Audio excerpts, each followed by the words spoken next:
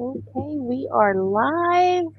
There is no activity in the courtroom yet. I don't have any viewers yet.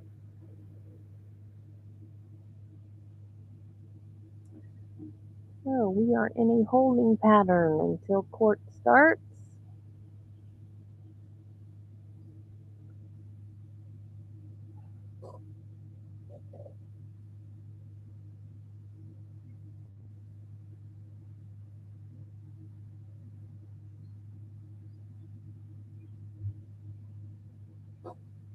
Just waiting on Judge Cranick.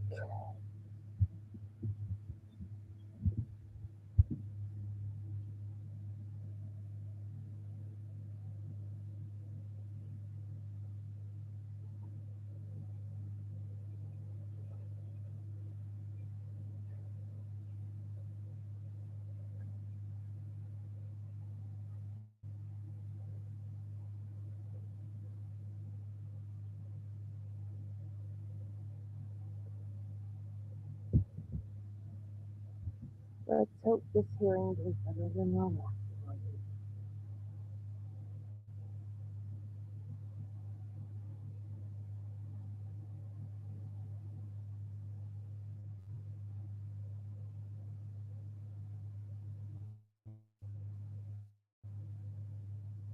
I think everyone is appearing in person.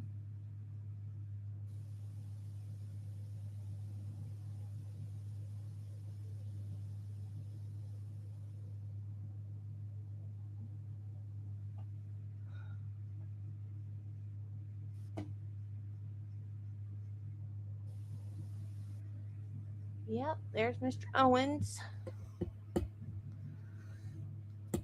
I hate his name. My neighbor's name. Excuse me.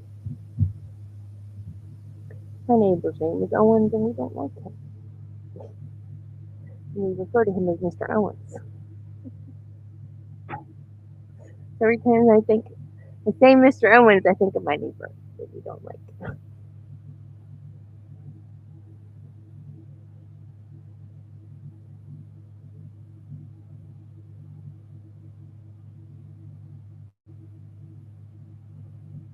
303 people, come on, you're late.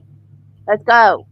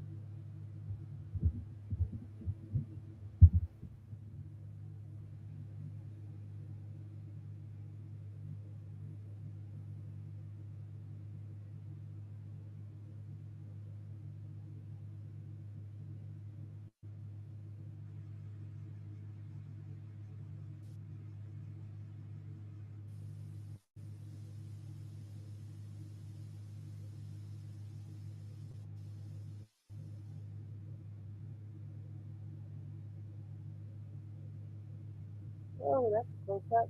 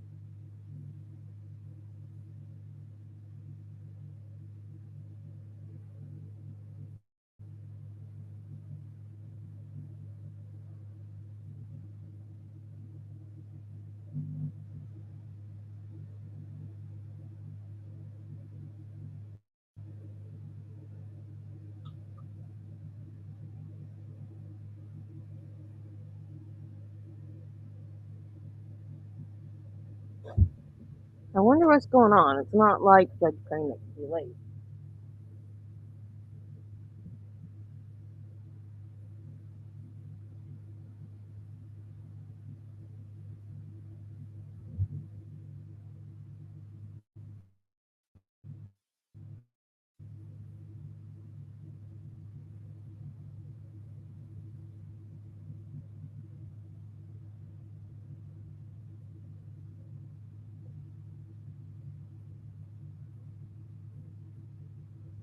So earlier, I did a live where I read a couple of the motions and the state's response. Owens is wanting to get basically her confession, her interview with the police thrown out because the last question on the Miranda card was not read.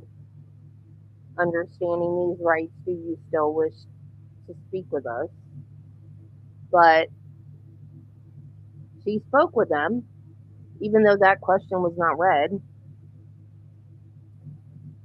And the state had case law to back that up, that they don't have to read that question. If the rights are read to them, that's all that matters. And as a nurse, there's implied consent.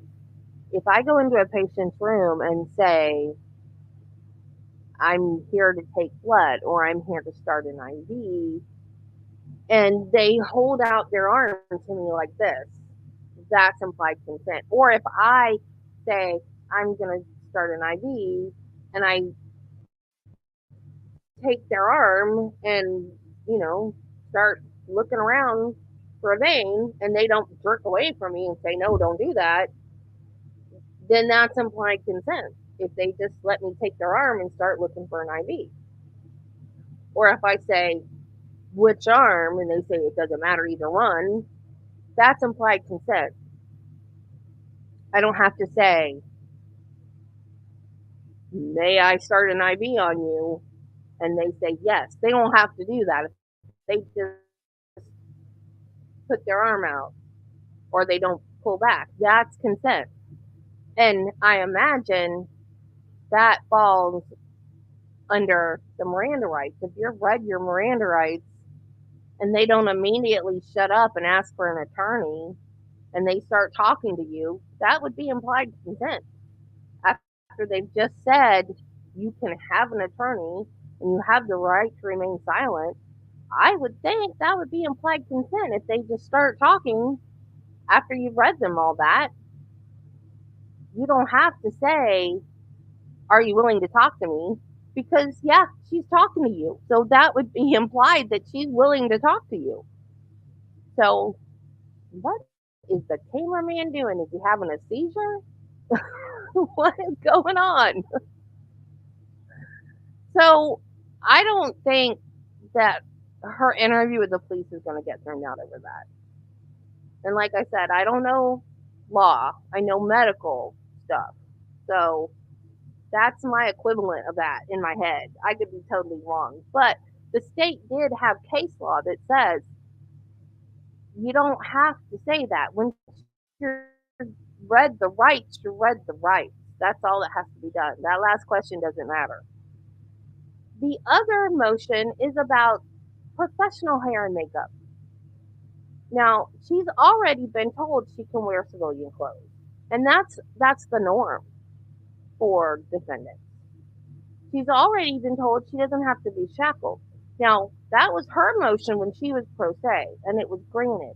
And I don't know if that just goes away because she's not pro se anymore and she has an attorney, but that's in the new motion, so that's fine. He can grant that again. Professional hair and makeup, that one irks me. Give her some makeup, let her do her own makeup. She's obviously gotten her hair cut because it's been 4 years. Her hair would be long now if she hadn't gotten it cut. So somebody's cutting her hair. But why do my tax dollars have to go? Because I'm in the state of Florida. Why do my tax dollars have to go for professional hair and makeup?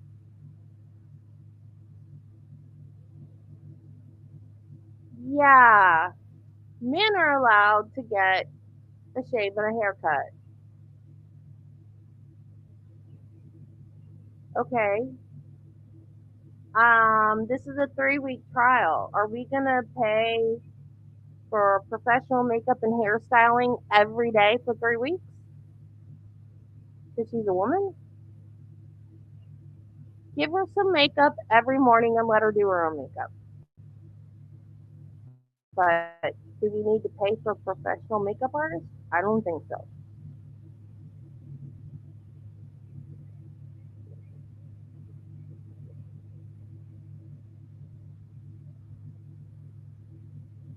And the other thing that I read on the live stream earlier was an order of protection, and it's worded that way. I was thinking like a TPO type of a thing,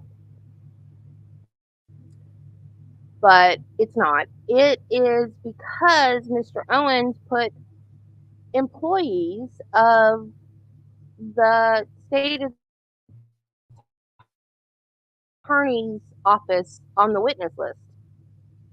And I guess he would have had to do like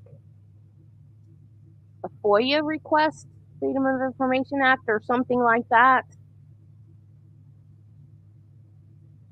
to get the information rather than call them as witnesses in a trial because it's work product, the stuff. And I'm thinking he wants to know about the previous DV cases with George. I'm thinking that's why he wanted to call them as witnesses. And that's apparently not how you go about it. And if he had gone through proper channels and done like a FOIA request or however he should have gone through, then how do you get those authenticated? I don't know. Hopefully, we'll find out in this hearing. So, the order of protection was basically for them not to be called as witnesses in the trial. Because it would be protected and be confidential under work product. And I see people popping in and out. I'm sorry it hasn't started yet. I'm here waiting just like all of you are. I don't know what's going on. If I did, I would tell you.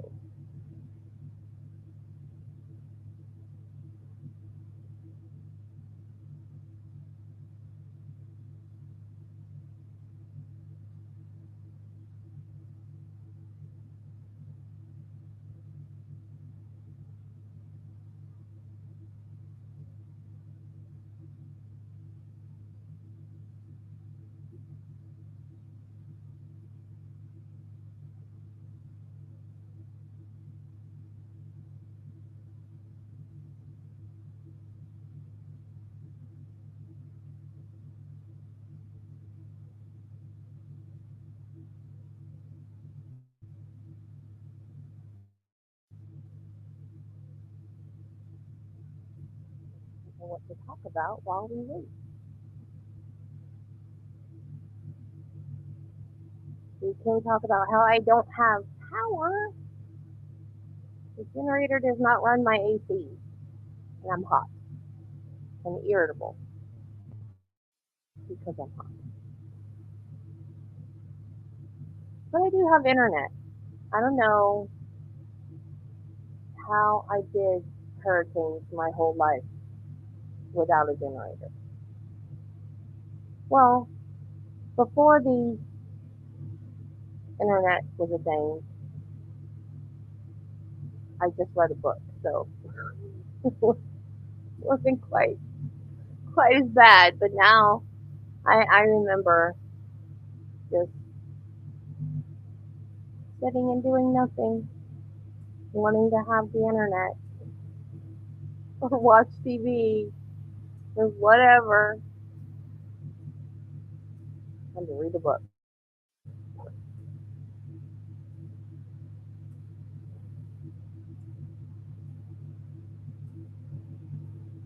In fact, one year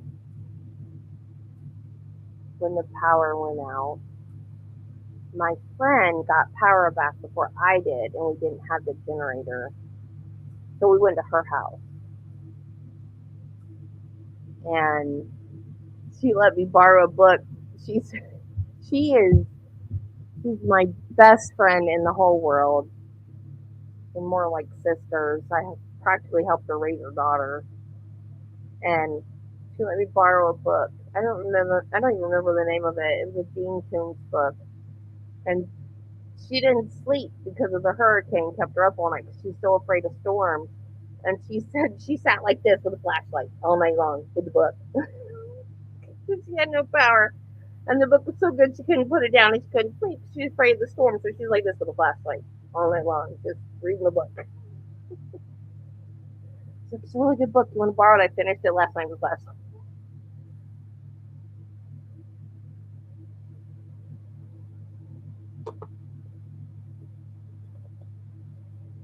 And then last year we got a generator, and he, my husband didn't know how to hook it up, so it would run the water pump and like the little bit of house electricity at the same time. And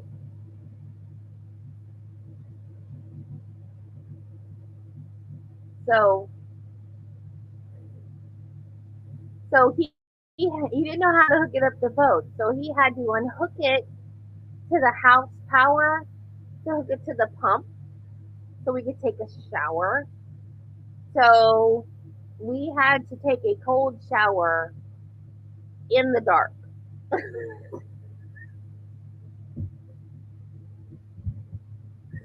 So I was like, well, I guess I'm glad that I can take a shower. But I didn't think I'd ever take a shower in cold water in the dark. So now he knows how to hook it up. So we can take a shower with the lights on, but it's not warm because we can't hook it up. We can't, the air conditioning and the water heater and the stove can't run the generator. He tried to last hurricane,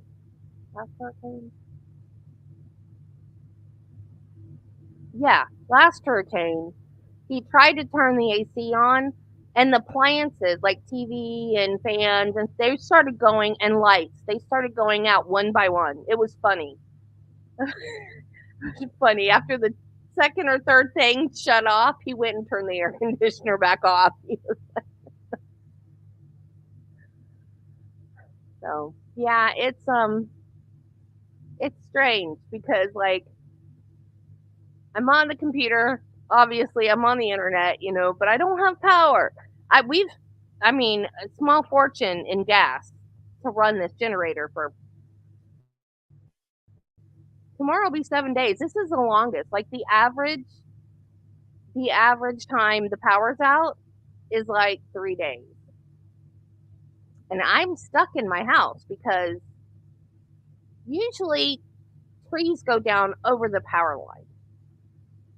And so for Travis to get to work, he has to go through the field. He can go through the field and get to the road, but he has an F-150. I have a little Mustang. It will get stuck. It will not go through that field. And somebody cut the tree that was over the power line. So he was like, "Oh, I think you can get out now." So he tried to go out that way. There's actually a power pole down, further down. So he's like, "No, you can't go out that way. There's a power pole down." I was like, "Well, that's why it's taken so long to get the electricity back on. Because it's not just trees on a power line, it's an actual power pole." And our anniversary is this weekend, and we were going to go to Typhoon Lagoon in Orlando. And I was like, "Yay, water park, cool water, 2.5 hour drive with air conditioning in the truck." But if we don't have power back on, we can't leave the dogs in the hot house. We also can't leave the generator running. The sound just crackled, and I think it just busted my eardrum because now my ear hurts. Ow.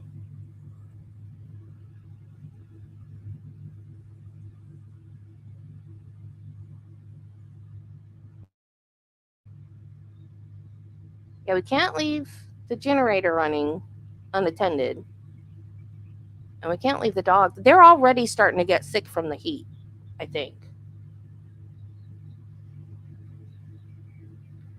Because you know how when you're in the kitchen, well, I don't know if you have dogs, but if you're in the kitchen and you do anything, like use the blender or the sound of a microwave or opening the refrigerator door or whatever, dogs come running because that's food signals. They don't even get out of the bed now. They're just so hot and so lethargic, they don't move.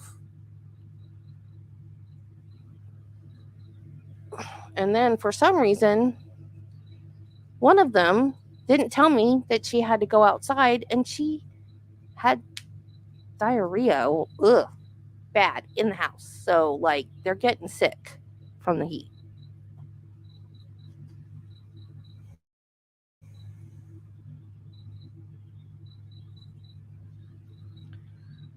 One of them's down here at my feet, just laid out, like. And I don't know. I guess cats, um, if they like sprawl out on their back to get cool, I don't know, because our cat never lays on its back ever. And that's all she does now since the power's been out. Every time I see her, she's laid out on her back with her paws like this. I took a picture of her because I've never seen her lay like that. And I sent it to my husband at work. Like, look what she's doing. We're all about to die.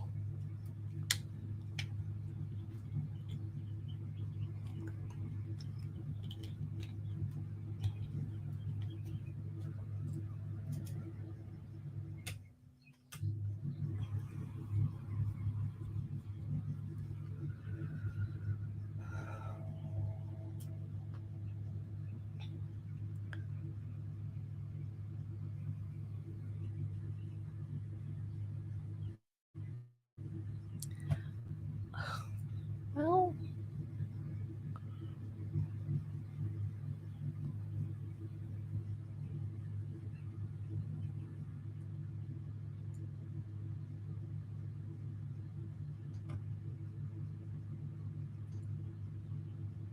just double checking to make sure the sound's on.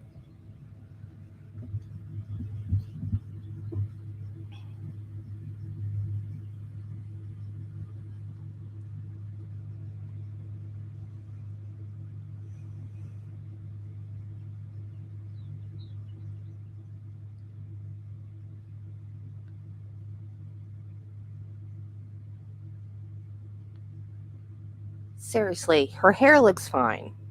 Nobody's gonna care about your hair, woman.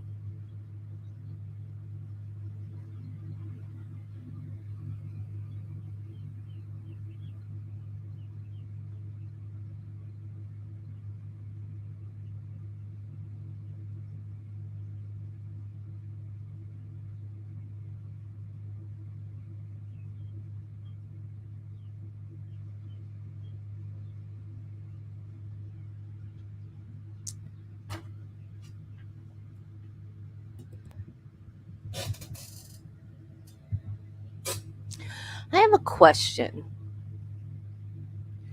I know. I have a question. I don't know that I've ever asked it in any chat at trial. I may have, but I've always wondered. And if you're in chat, feel free to answer, or anybody watching later, feel free to answer in the comments. Does them wearing street clothes, do you think that the jury knows whether or not they're incarcerated, really and truly, if it's a murder case? Do you think that the jury thinks they're not in jail just because they're wearing street clothes? Like, for instance, in the Daryl Brooks trial, they had to know he was in jail, right? Even though he showed up in a suit.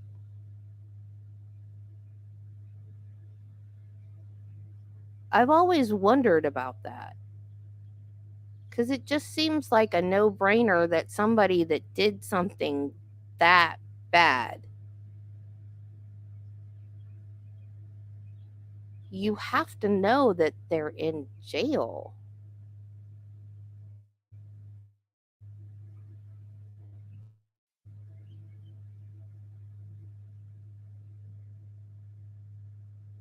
Now, something like this, I don't know.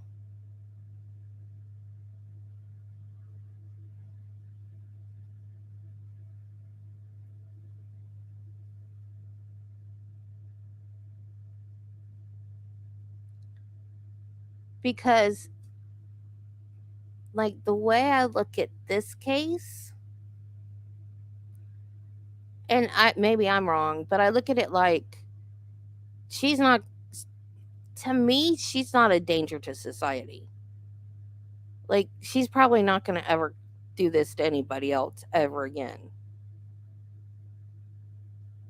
Unlike Daryl Brooks, who could certainly do this to somebody else, do what he did, or do it to one person, just lose his temper and do something to somebody. Like, he's a danger, but I don't see her as a danger.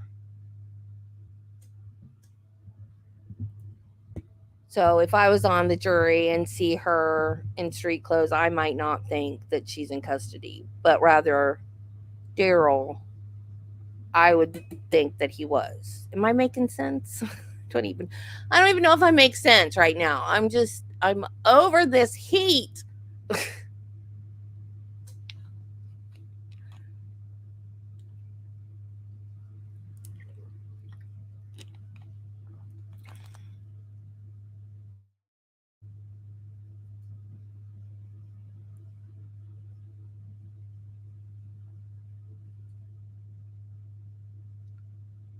Dang it.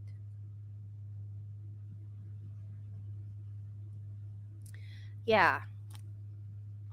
But only if she ends up in a similar relationship. Okay, can we have sound, please?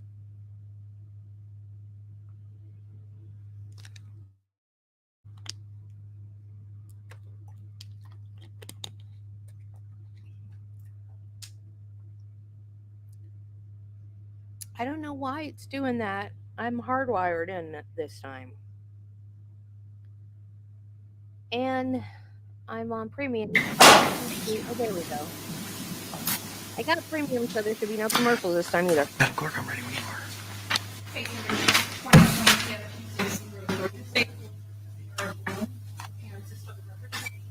You can catch Trump on behalf of the state. William J. for the state. James Owens for Sarah Boone.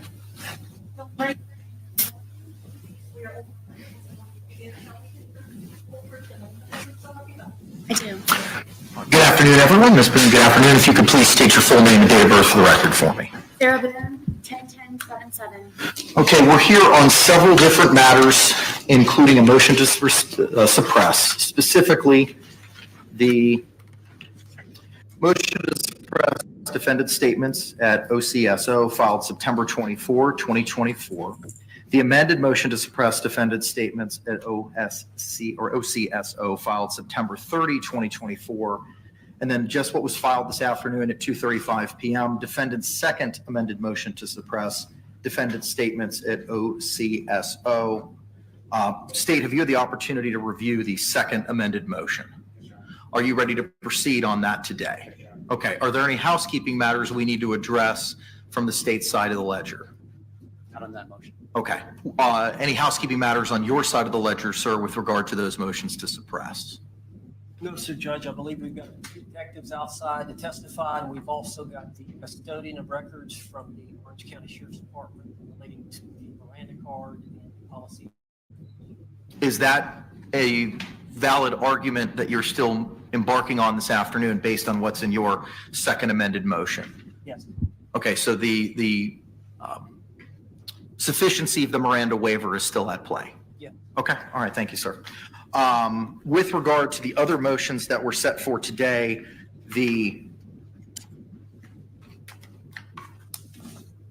and I have reviewed the state's motion to strike, and I have reviewed all of the case law authorities that y'all have provided to me as well. With regard to the defendant's motion for hair, cosmetics, civilian, and clothing without restraints for trial, Mr. J, do you have any position with regard to the restraints at trial portion of that motion? I believe the law of the case has already been settled on that. Okay, all right, we'll entertain argument when we get there. And I've also reviewed the state's request for protective order filed September 30, which is also set to be heard this afternoon. With that, we'll begin with the motions to suppress. State, you can call your first witness. Judge, I'm not objecting to the authenticity of whatever it is he subpoenaed. I'm getting some of the documents, Orange County Sheriff's Office General Order 711. I don't see any need to belabor the custodian of records sitting around. Something else that you Miranda card? Yeah, if you look Huh? in the very back. You look in the very back. Okay. You see the Miranda card. The last page. Next to the last page. Yeah, there's no need to keep the custodian of records around for authenticity. We still have our objections. Okay, all right. Can the custodian then be released by virtue of the state's stipulation as to that, those records? Yes, can I go tell you? Yes.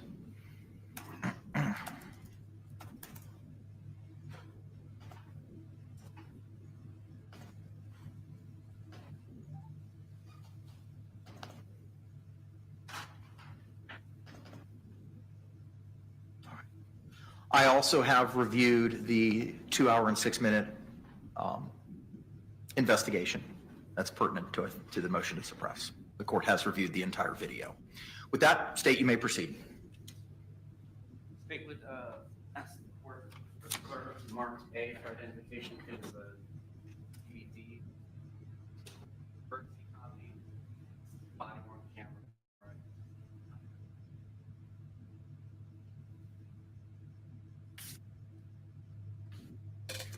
Yeah, but did he watch the first video, the body cam of the day they went to the apartment? And I have reviewed all of those in advance of today's hearing. He just answered my question. Look at that. Any objections? No objection. What was pre-marked as States A will be received into evidence without objection as States 1.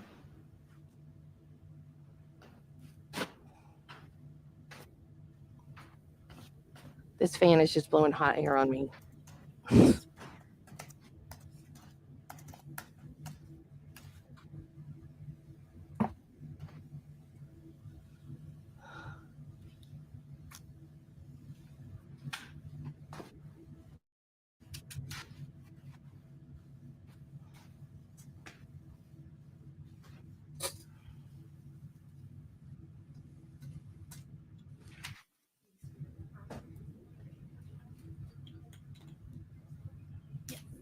Good afternoon, ma'am. Could you state your full name for the record and spell it for us? Yes, it's Chelsea Castle. C-H-E-L. S-E-Y. Last name is Koepsell. Thank you. Counselor Umain-Court. Thank you. Where do you work, ma'am? The Orange County Sheriff's Office. And what do you do for Sheriff Mina? I How long have you been a homicide detective? over 6 years. What's your total experience with the Orange County Sheriff's Office in terms of years? I'm going on 12 years. Any prior law enforcement experience prior to joining the sheriff's, the lead investigator on a case? So for this case specifically, my team was on call that week for homicides. And so deputies on the scene to notify the call center to notify the on-call homicide. All right, and is it fair to say that you guys have 3 teams of 4? Yes. And each of the third weeks you will be on call? Yes. And then through some other random distribution, it's determined who of the 4 will be the lead? Correct. And it was your turn to investigate the death of Jorge Torres? Yes. And you were notified of this on February 24th of 2020 in the afternoon? Yes. About what time were you notified?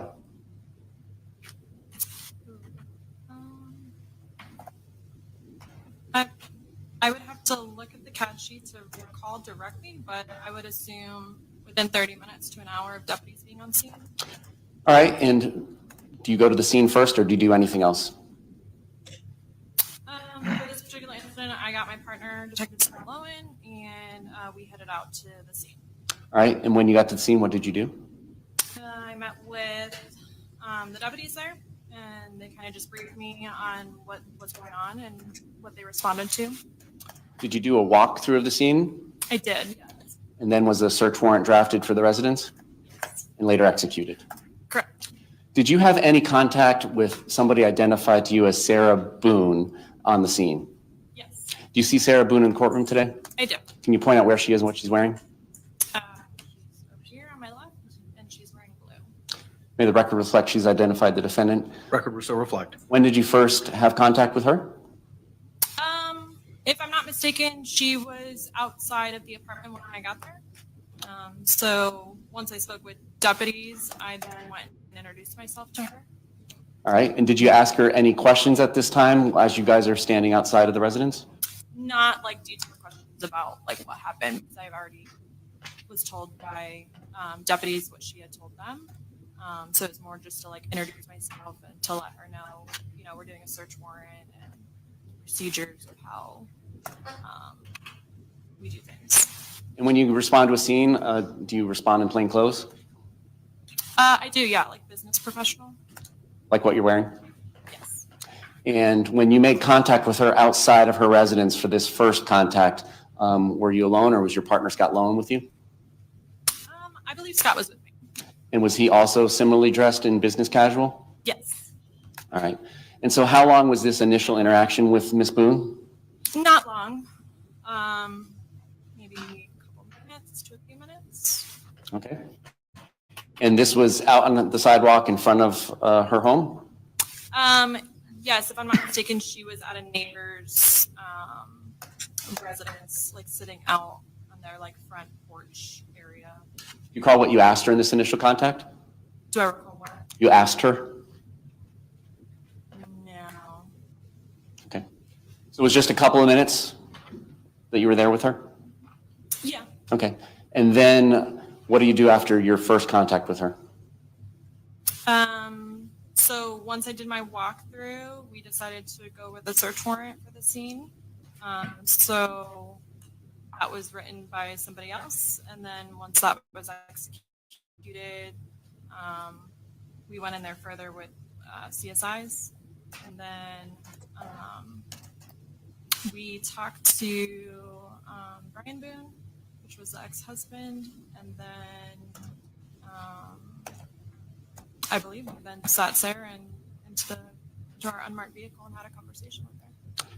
Was that conversation in the unmarked vehicle recorded?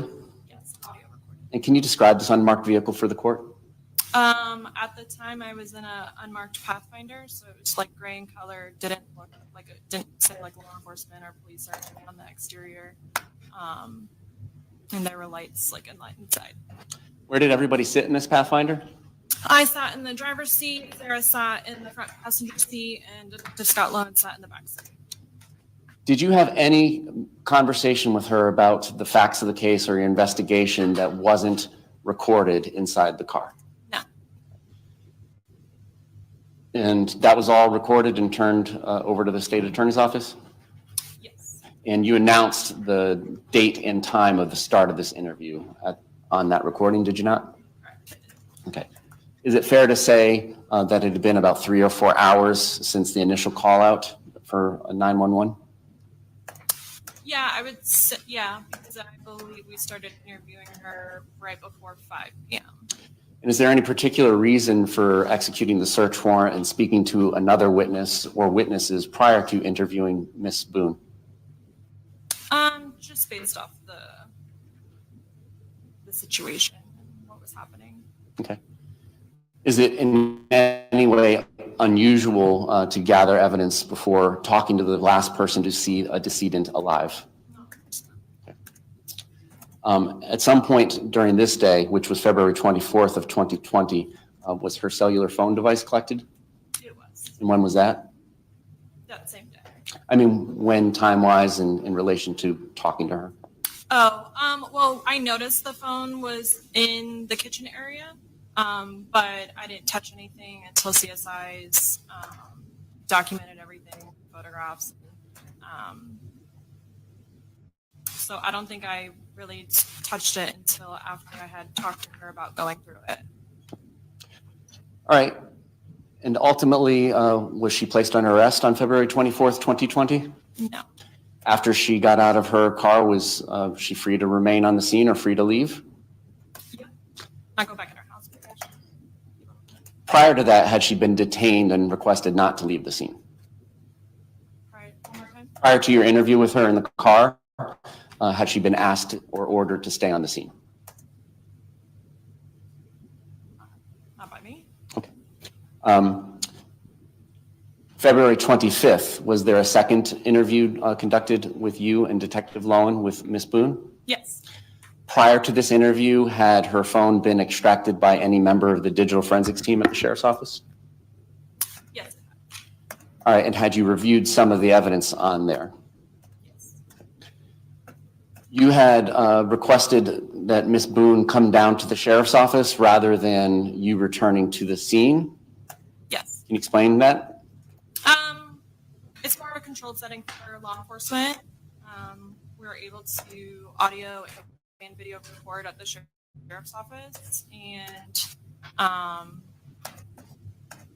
she had mentioned that she might not be staying at her apartment, and so I didn't want to go to the ex-husband's residence where her potential child was. So I just felt it was a more controlled setting at the sheriff's office. All right. And when Miss Boone arrives at the sheriff's office, who goes down to greet her and where? It was not me. But she would have gone in through, we have two entryways. So either on the record side or on the opposite side. And she would have had to go up to a window and request that she was there to meet with me. They would call me. I would tell them yes, sign her in. And then if I'm not mistaken, I believe Scott, Detective Lowen, went down and got her. All right, so you're describing two separate entrances that members of the public can come and go through, Yes. as opposed to separate entrances that might be on the back of your building where people are not free to come in and out of without a swipe card. Yeah. The public doesn't have access. All right. Now, in relationship to those two entrances, which I assume are on the first floor of the building, is that a safe assumption? Yes. Where are the CID or the investigation division's interview rooms? They are located upstairs. All right. And is she allowed to just walk up to the second floor interview room, or does she have to be with an employee of the sheriff's office? She would have to be with an employee of the sheriff's office. In your testimony is it wasn't you? But I don't believe so, no. Now tell us about these interview rooms. We have 4 interview rooms that are audio and video recorded. Okay. And they have, you said they're video recorded. Was the interview with Ms. Boone video recorded by the sheriff's office equipment? Yes. Was there any conversation about the case or the investigation with her that did not occur inside that room with the recording going? No. Okay. I don't have other questions of this witness. Thank you. Any cross-examination? Yes. Detective, I'm James Owens. I met you outside just a few minutes ago, and you know I represent Sarah Boone. Detective, have you had a chance to review any paperwork related to this case prior to this hearing? I have looked at my investigative report, and I have looked at some policies, but they were from current. Have you had a chance to view Deputy Kayla Rodriguez's body cam video prior to today? I've seen it. I have not seen it recently. Have you had a chance to review and listen to the audio interrogation that was in the unmarked vehicle that you did of Sarah Boone on the day in question? Yes, I have reviewed that. And have you had a chance to review the approximate 2-hour interrogation video at the Orange County Sheriff's Department? Yes. Would it be fair to say that prior to you asking Sarah Boone to enter this unmarked vehicle for this interrogation with Detective Lowen, that you did a preliminary investigation as to whether or not this was potentially a homicide? Yes. And you would have viewed the scene inside the apartment? Yes. And you would have spoken to Deputy Rodriguez about what she knew about the situation? Yes. And you would speak to Deputy Rodriguez about what Sarah Boone had said had happened? Correct. And did you talk to any other people there about the situation prior to speaking with Sarah Boone about the facts in this case? Just Brian Boone. Okay. And was that conversation recorded with Brian Boone? Yes. And would that have been in your squad car? Potentially. I didn't listen to that interview. I don't Okay. know if we interviewed him outside or in my car. Was he Mirandized? No. Okay. So although he was at the scene when y'all showed up, he was not considered a suspect or person of interest? No. At some point, did you determine that Sarah Boone was a suspect or person of interest? At some point, yes. Tell us when that happened. The next day. Okay, so at the time of this event, your initial appearance there at the scene, which I understand you must have stayed 4 or 5 hours? Probably. Okay. At that point, at no time did y'all consider Sarah Boone a suspect? Well, it's difficult to the way you're asking, but she was the only one there. She's claiming that no one else was there. So what I was being told would mean that she was the only person of interest in not having the autopsy results.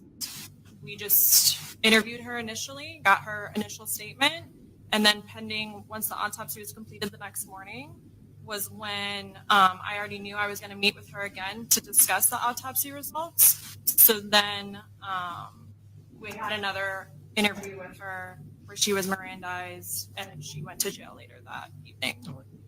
While you were there on scene, I know at some point you saw her phone on the kitchen counter? I did. All right.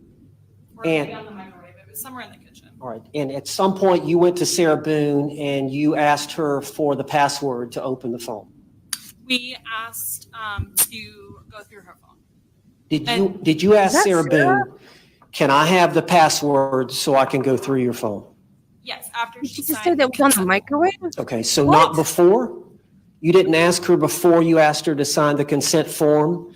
Sarah, give me the password to your phone.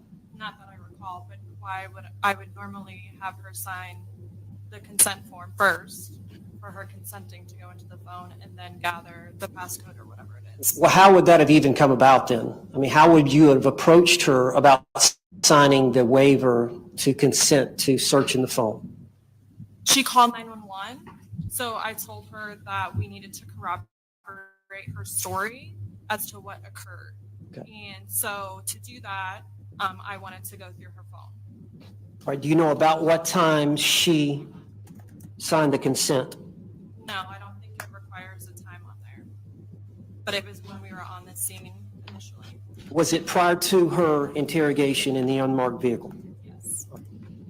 And after she signed the consent, did your testimony is you asked her for a password and she gave you her password after signing the consent to search the phone? Yes, I didn't touch the phone until my digital view. All right. You're talking about the digital investigator, and they have the ability to open up the phone and search the phone? With or without a password, yes. But y'all utilized the password that Sarah had given, had you not? I believe so. Okay. And do you know how long it took for the digital investigator to show up after you arrived? Oh yeah, she didn't come until later. I believe around 7 p.m. Okay. That's when in the CAD sheet it says she arrived. And you know there were two videos on Sarah's phone. After I spoke to Sarah. I'm sorry? After I spoke to Sarah? All right, so what I'm gathering from what you just said is at some point you asked or directed Sarah Boone into your unmarked vehicle where you interrogated her. Is that correct? Where we completed an interview? Yes, sir. And your testimony is that you did not view the videos that were found on her phone, and I'm referring to the 2-minute video of George in the suitcase, and then some time went by, and I think there was about a 22-second video of George in the suitcase that Sarah took of him in the suitcase. Your testimony is prior to you putting her in your unmarked vehicle that you were not aware of those 2 videos. That's correct, sir. I did not go through her phone until digital forensics came out and then went into her phone. And then she brought me over to her van to tell me about the videos and what she found. All right, so your testimony is at the time that Sarah Boone was interviewed in your vehicle, that the forensic phone investigator had not arrived. Correct. Okay. Did you tell Sarah, I know we saw the audio once you get in the car, but did you talk to Sarah before y'all got in the vehicle? Of course. And did you tell Sarah that y'all wanted to talk to her and this was routine protocol? Yeah, that I wanted to have a conversation with her, and once I had walked through the house and saw what I was working with, we would have that conversation. Did you tell her that interviewing her in the squad car was routine protocol to your investigation? I don't recall if I specifically said that, sir. This was 2020. Okay. If she recalled that, would you dispute it? Objection, improper question. Sustained. Your testimony is you don't remember saying that. I don't remember specifically saying what. One more time. What is it that she claimed that I said? Routine protocol. I would not interview her, not in my unmarked car. So my routine protocol, sure, I would do that. I would interview her in a spot where no one can hear us. And you would explain to her why you were doing that, wouldn't you? Would I explain to her why we were sitting in my car? Or Yeah. Standing? Yes. No. Well, you would have to tell her something. I said, yes, we're going to go have a conversation in my car now. Okay. And did she have any questions that you recall about what's this about? And you could have potentially explained to her that this is routine? It was all explained on the audio recording. Okay. But you agree you had a conversation with her before you got into the car with her?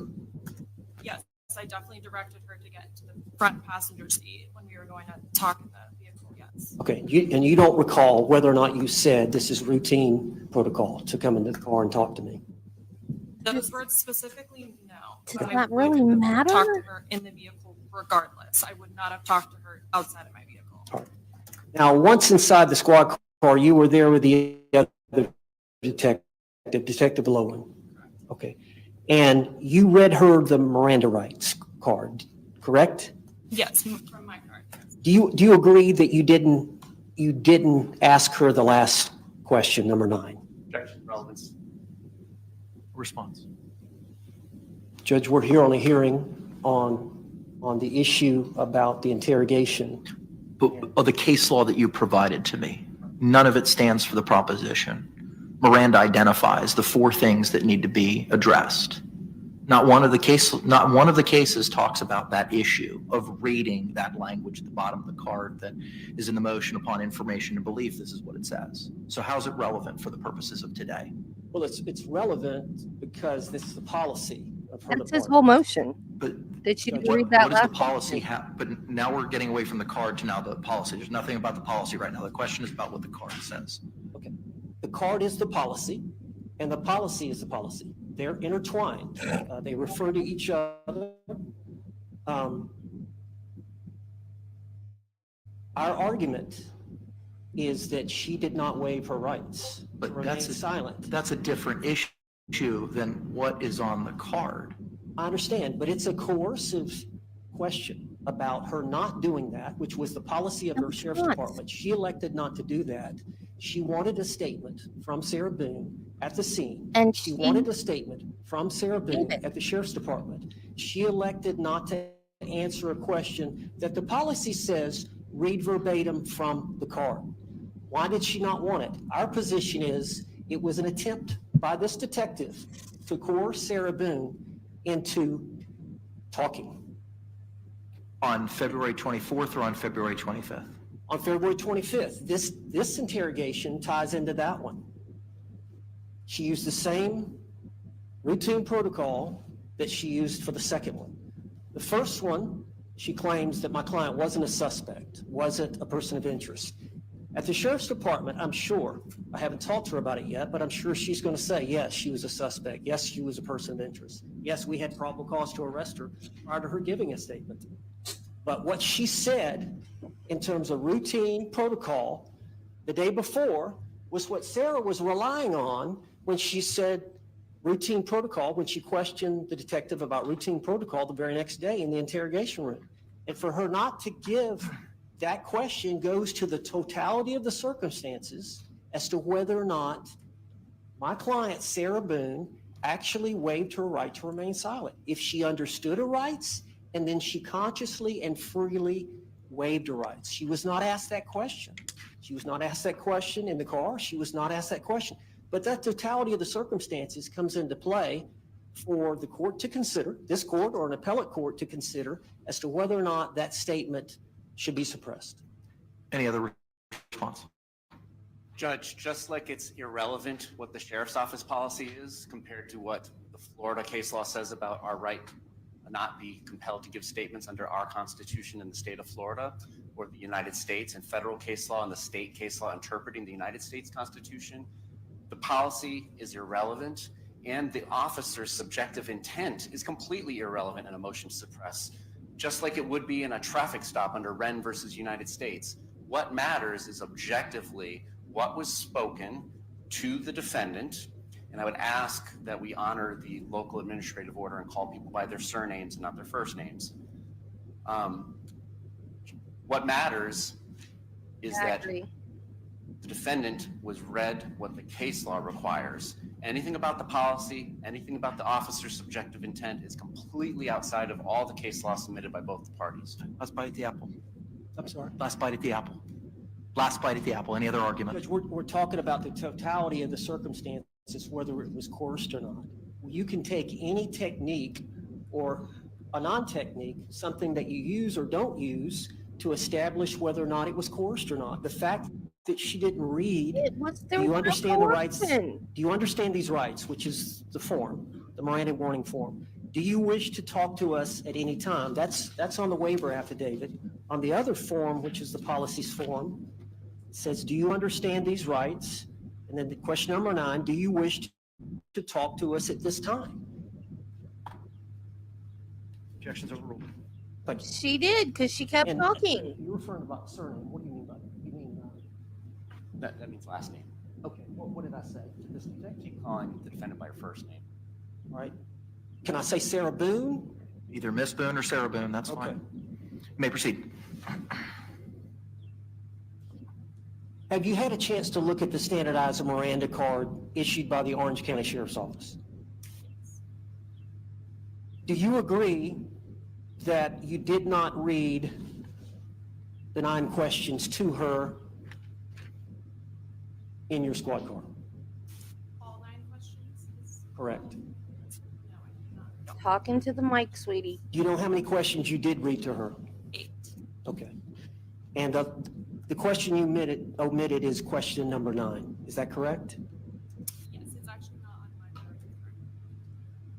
I'm sorry? It's not on my memory card that I read. What do you mean by that? It was the card that you read, it was not on the card? We have multiple Miranda cards at the sheriff's office, but yes, that is the, in reference to the policy, yes, it is the policy. Well, somebody dropped the ball somewhere. Did you fail to get, Proper questions. Sustained.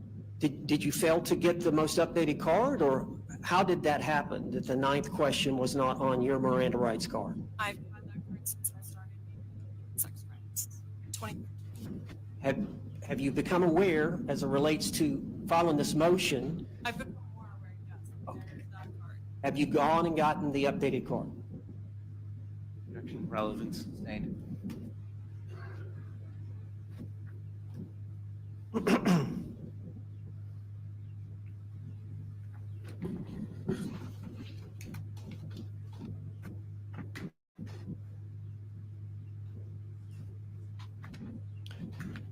When y'all took her phone, Detective, did you tell Sarah Boone that you would be returning to her apartment the following afternoon to give her phone back?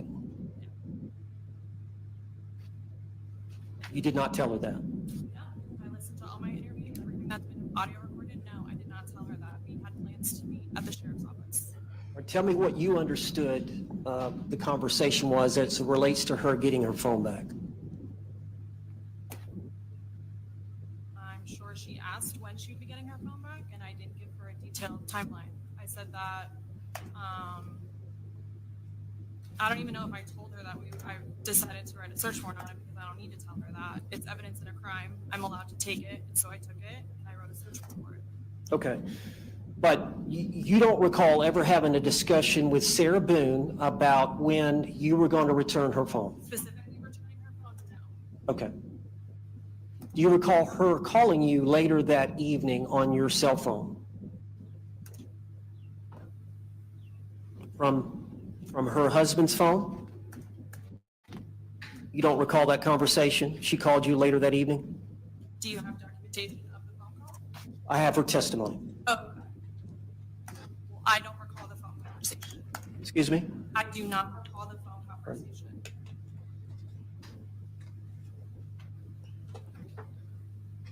You said that y'all had some discussions about Sarah Boone coming to the station. Was that talked about the day of this event or the next day with Sarah Boone? It was talked about before I left the scene. All right.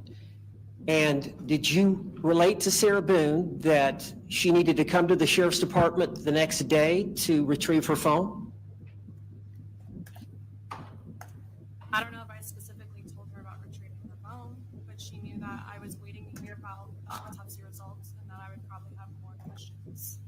All right, so you believe you told her that night, I need you to come back, maybe or maybe not about the phone, but I may have some more questions for you? Something along those lines. Okay. And when was it that you actually saw the 2 videos from Sarah's phone? Was it that evening after the interrogation in the squad car? I've already answered, but yes, it was after the interview. All right, and was it while you were on scene? Correct. Okay. And did you attempt to talk to Sarah again about that at that time? Okay. And so did you let your detective partner know about the videos on Sarah's phone? Objection, relevance. Overruled. Did you let your partner know about that evidence? Okay. And did y'all discuss that issue? Objection, relevance, work product. Sustained. Okay. At some point, y'all had to, were y'all working together, or were you making all the calls, or were y'all making joint decisions? Objection, relevance, work product. Sustained. Ma'am? There's no pending question at this time, ma'am. At some point, did you form an opinion as to whether you had probable cause to arrest Sarah Boone? Objection, relevance. Overruled. Yes, at some point I did. Did you make that decision by yourself, or was it collectively made by others with the department? Objection, relevance. Sustained. You don't need to answer anything. Detective, at what point did y'all, that next day, I think you had her coming in the afternoon? I believe it was around 3 p.m. Did y'all work on trying to get the search warrant for the phone? I got the search warrant for the phone, and I believe I submitted it that evening. I would have to look at it. Okay. Do you know what time the search warrant came back signed by the judge? It's documented in my investigator report, but I don't know. Okay. And would it be fair to say that you told Sarah to come in later that afternoon or the next day? Yes. Okay. And would it be fair to say that you worked on the case that entire day until Sarah Boone came in? Yes, I attended an autopsy in the morning. That's why I asked her to come in.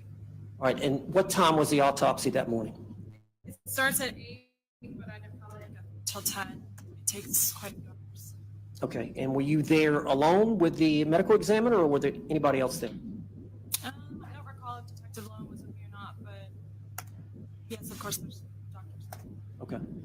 And so in terms of your determination as to whether or not Sarah Boone was a suspect, did she become a suspect after you watched the video, the 2 videos from her phone the day before the autopsy? Objection, relevance. Custody is not disputed on the February 25th statement. How's this relevant? If the issue is knowing an intelligent waiver, the sufficiency of Miranda and coercion, what does the formulation of probable cause have anything to do with anything? Well, I wanted to bring out the fact that they had already made a decision before she came in for the interrogation on the 25th that they had probable cause to arrest her. So that if she, A, either didn't come in, they were going to go arrest her that day, or B, if she did come in and she exercised or invoked her rights to remain silent, that they were going to arrest her anyway. That they had already made a decision that she was the prime suspect. They had probable What does cause. that have to do with any of the 3 issues that are raised in the motions? It's whether or not she was in custodial interrogation, whether she was free to leave. I don't know that that's being disputed by the state. I think my response. That's my understanding. The state's Okay. not disputing that there was a custodial interrogation, which is why, on February 25th, which is why Miranda was provided prior to that. Judge, it was provided the day before, and she's just testified she was free to leave at any time. Okay. So the Miranda was given on 2 separate occasions. She wasn't in custodial interrogation. Detective, am I right? The day. Well, hang on. Before we ask any questions, let's deal with the evidentiary objection first. Okay. The objection sustained. Okay. You may proceed. All right. Ma'am, you would agree that when Sarah Boone arrived that afternoon for the interrogation, she was not free to leave? She was not. Excuse me? She was not going to be free to leave. No. Okay. And so if she would have remained silent and exercised or invoked her right to remain silent, she would have been arrested anyway. And that was based on your investigation that you had the night before at the scene. It was based on her statements that she had given you in the squad car. And it was based on the autopsy that was performed the next day that you were present for. And it was based on the 2 videotapes that you saw from Sarah's phone. Objection, relevance. As to what probable cause basis. Sustained. You had all that information before you began your interrogation on the 25th of Sarah Boone. I had all that information. All the information that I just related to you before you began your interrogation of Sarah Boone. On February 25th? That's correct. Yes. And you would agree that you wanted to speak to her on the 25th. Objection, relevance. Overruled. Yes. Okay.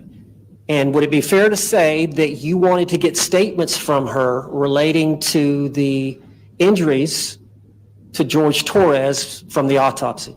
Objection, relevance. Overruled. Yes, I wanted to have a follow-up conversation in reference to what she told me the night before and in reference to the injuries that she failed to mention. And you also wanted to question her about the 2 videotapes that you had found on the phone. Objection. Relevance. Overruled. Yes, I do Okay. want to show her the videos. And you agree, in your opinion, the 2 videos and the autopsy were inconsistent with the story she had given you in the squad car the day before. Objection. Relevance. Overruled. The videos, I'm sorry, repeat your question one more time. You would agree that the autopsy results and the videos that were extracted or taken from her phone, recording George, those 2 pieces of evidence from your investigation were inconsistent with the statement that she had given the day before in your squad car. Same objection. Overruled. Yes, And I believe that's ultimately the reason you arrested her, because of her inconsistencies. Objection. Relevance. Sustained.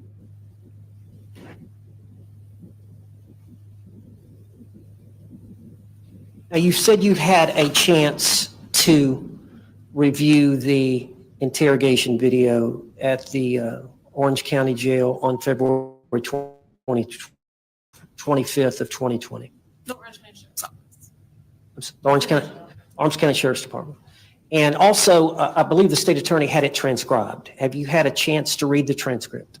I have not read the transcription. I watched the video with the audio. Okay. Have you had a chance to look at my motion where the question and answers are typed out, at least the first minute or so? No, I have not looked at your motion. Okay. Do you recall you saying to her, I'm going to have you sit in the green chair? Objection. Best evidence is the recording. He's right. Okay. Objection sustained. Okay. Do you agree, prior to reading Miranda, that you mentioned to her that you had received his autopsy and that you were going to read her rights again, but that we had to talk about that, referring to the autopsy? Objection. Best evidence. Sustained. Do you recall making some comments to her prior to reading her the rights? Objection. Best evidence. Overruled. Yes. Is it the policy of the Orange County Sheriff's Department to make any statements to them about the interrogation prior to reading Miranda? Objection. Relevance. Overruled. One more time?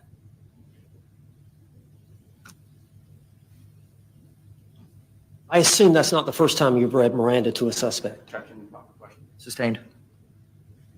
Let me go back to the first question then.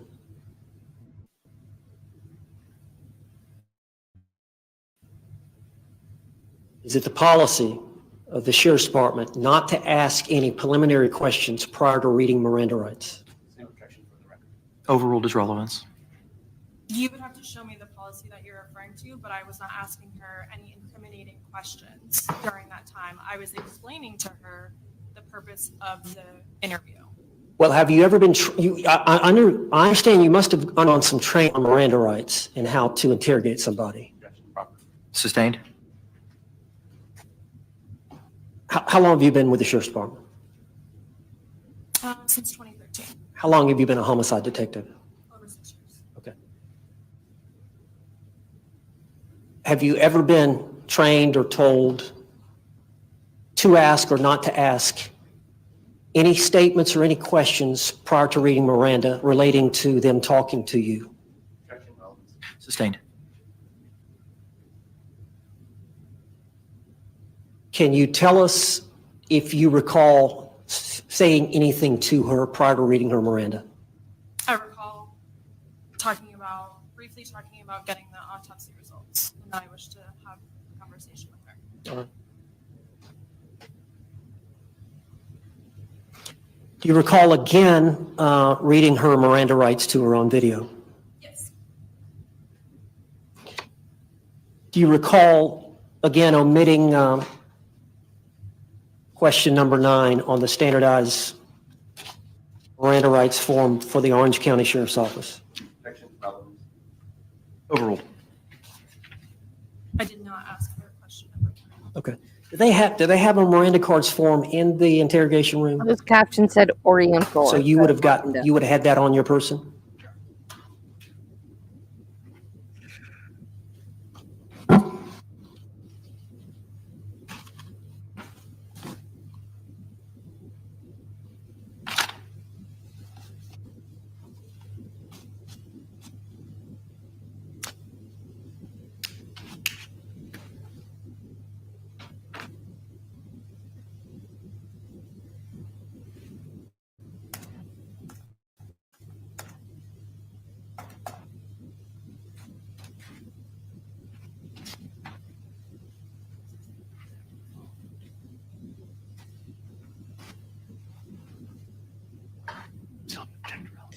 Give it up, Owens. It's not happening. He's not going to just say, okay, I give. He's going to beat a dead horse.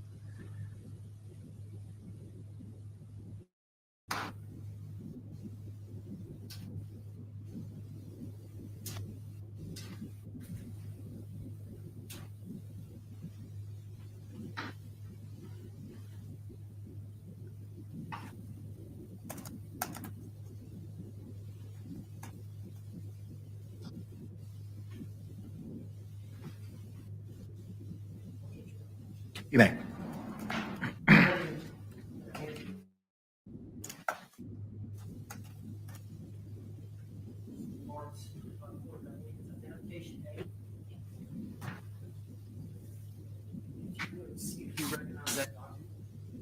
Yes, this is our waivers and affidavits. Is that filled out, waivers and affidavits? It's filled out by me, but there's something highlighted that I did not do. That form filled out as it relates to citizenship. We're talking about just this top, right? Okay, I'm sorry. Does it what? Is that form, is it filled out as it relates to Sarah Vick? In case, yes. Is that her signature or what? Yes. Did you see her sign it? Yes. Is that your signature? Yes. And is that the consent for the form? The consent to search, yes. On that form, is there also the Miranda forms? Yes.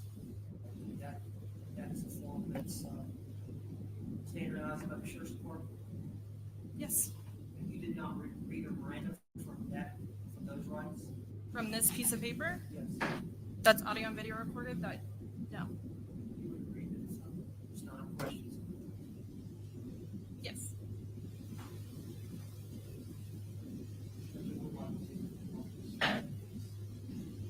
Same objection to the relevance. As far as it being a consent to search her phone, we're not disputing that she was in custody on February 25th, 2020, and she gave a statement to the detectives. And again, under the case law, there's no requirement for this question 9. Under any state case law regarding the Florida state constitutional right to not be compelled to testify against oneself, nor any federal or state case law regarding the United States Constitution, the Fifth Amendment applied to this state through the 14th Amendment that requires that question to be read. It does not go to the totality of the circumstances of the voluntariness of her waiver of her Miranda rights. Response. Judge, obviously we disagree. Then where's the case that supports that? Because as I addressed previously, I read all the authorities. I mean, State versus Owens, State v. Thomas, Powell from the United States Supreme Court, which reversed a Florida Supreme Court decision, all talk about what's required by Miranda. And that question number 9 that you're focusing on isn't included in any of those. I understand that, Judge. The right to remain silent, the right to an attorney before and after questioning. If you can't afford one, one will be provided to you. Everything you say can and will be used against you. Those are the things that Miranda highlights. That Miranda opinion itself says that.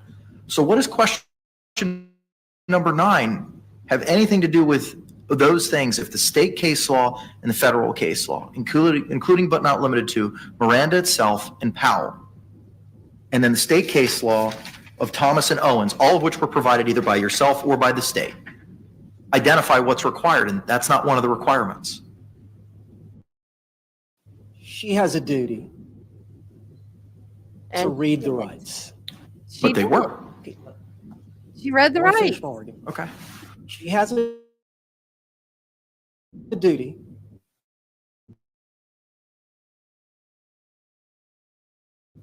to read the rights. She has, by asking that question, do you understand the rights I've just read? And then there must be a waiver. Yes, I understand the rights, and I agree to speak to you now. So for that to be freely and voluntarily given, that statement, there must be a conscious waiver of the rights. The problem with the detective is she reads the rights, do you understand the rights? And then she goes right into questioning. She goes right into questioning without saying, do you agree to speak to me? Understanding your rights, do you agree to speak to me now? That goes directly to whether or not it was freely, voluntarily, and knowingly given, the statement, and You're whether that wrong. waiver was. So under the totality of the circumstances, I think that evidence is relevant. It's the policy of the sheriff's department. Obviously, she had an old Miranda rights form, but she failed to read what we perceive as a critical question, and she's going to What testify you perceive. about what she perceived at the time that the detective failed to read that question and how it ties into the case. I understand that all they have to read is those four, but I think under the totality of the circumstances standard that this court has to apply, that should be a consideration the court should consider. I know it was an honest mistake. She had an old card, It wasn't a mistake. but still, I feel like it should be considered in your decision. Anything else, Mr. J? It's essentially the defendant stating that they want to make new case law. I'm going to sustain the objection as relevance by virtue of the decisions in Thomas 351, Southern 3rd 197, and Owens 41, Southern 3rd 352. It's not relevant as to what the It's questions not. need to be asked for the purposes of whether a sufficient Miranda waiver was given. She kept talking. She had the right to remain Do you silent. agree, detective, that after you Told read her that her right. She didn't those- remain silent. Miranda rights,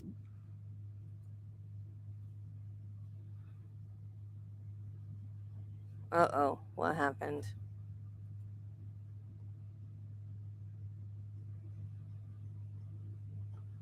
What happened?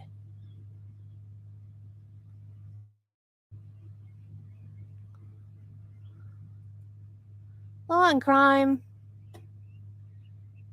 Get your crap together.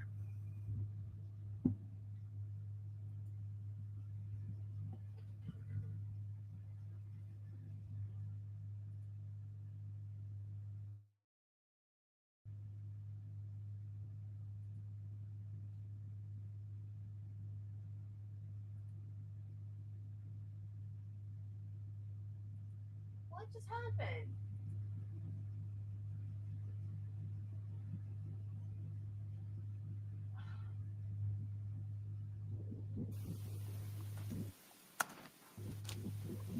you would agree the situation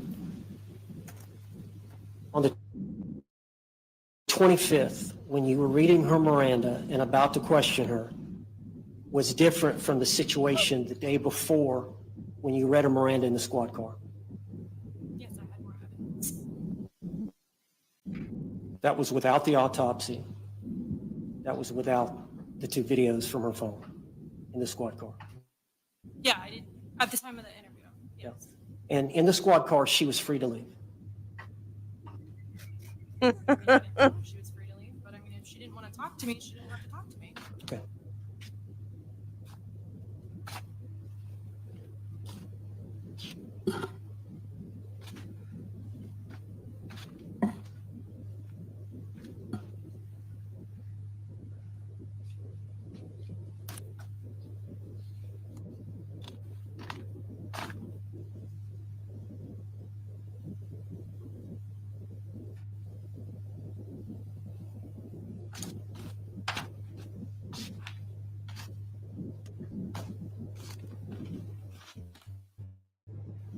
That's all the questions I have at this time. Any redirect? No, thank you. All right, can this witness be released? I'd like her to stay. All right, subject to recall. Thank you. State, you may call your next witness. No additional witnesses or evidence on this issue, Judge. Okay, all right. Anything from your side of the ledger, sir? Judge, I would like stipulated. No, I don't object to the authenticity. All right, Judge, I would like to introduce.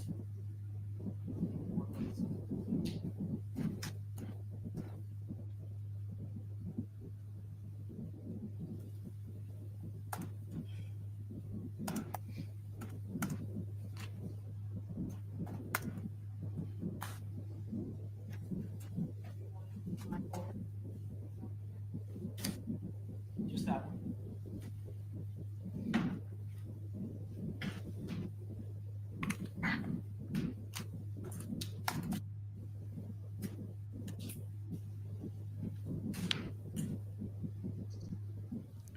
Thank you for that. Now I have that song. What is it that's been marked as Defense Exhibit B? Judge,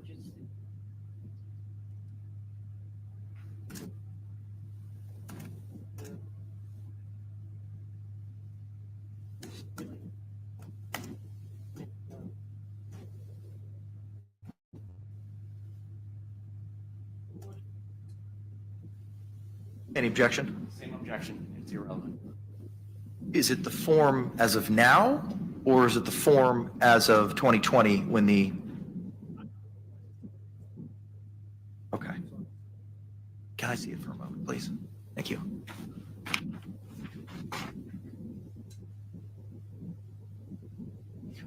Any additional argument with regard to the state's relevance objection? Same argument. No, I'm sorry, Mr. J, I wasn't specific enough. Mr. Owens, to you. Any additional argument? same argument. All right, I'm going to sustain the relevancy objection for the same reasons the court articulated previously. None of that was involuntary. She just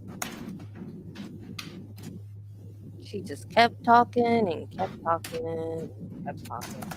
If she had a lawyer there, which she could have had, and she knew she could have had, she would have just shut up. And Mr. Owens, you had one additional exhibit as well? This is the composite exhibit, Judge, it's the policy of the sheriff's department.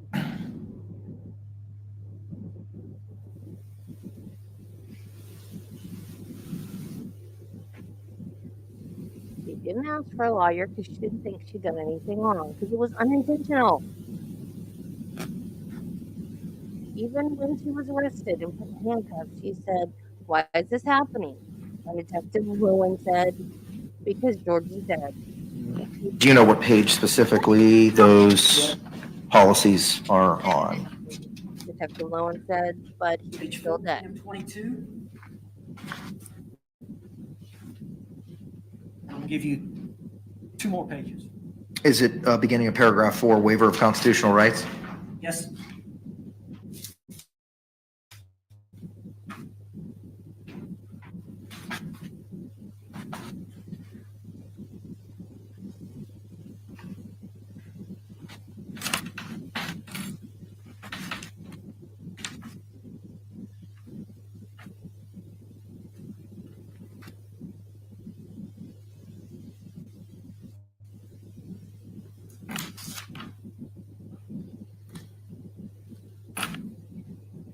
Okay, I've read pages 14 and 15. All right, Judge, and then you go to 13 of 28. 13? 13, well, it's the next, Oh, there's 2 different sets. It's a Split up. composite. My apologies. it's split up. Got it. 13 of 28 at the bottom, P. And then it goes on to the next page, 14 of 28. Specifically 2A on 14.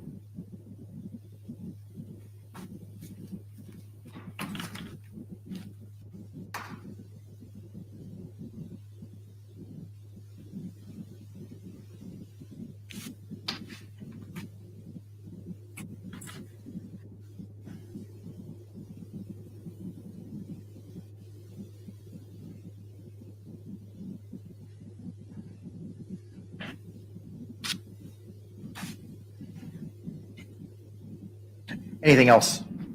No other argument, Judge, Okay. other than what we've talked about. Anything further? Same arguments. Okay, all right. I'm going to overrule the objection as to relevance as to what was pre-marked as composite C, and that'll be received into evidence over objection as states 1. I'm sorry, defense is 1.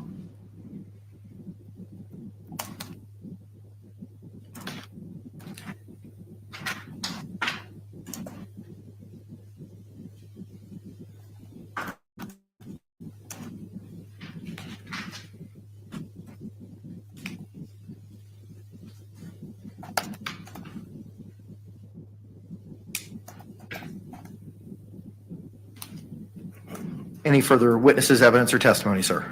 Judge, I'd like to call Sarah Boone. Ms. Boone can approach the podium. Oh, geez. She was previously sworn at the beginning.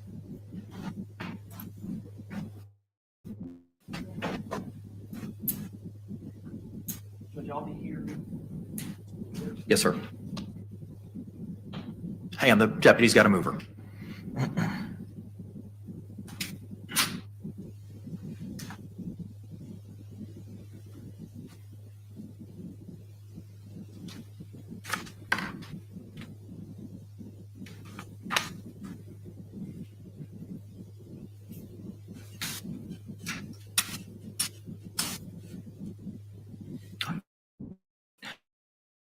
Ma'am, you've already been sworn. Counselor, you may proceed.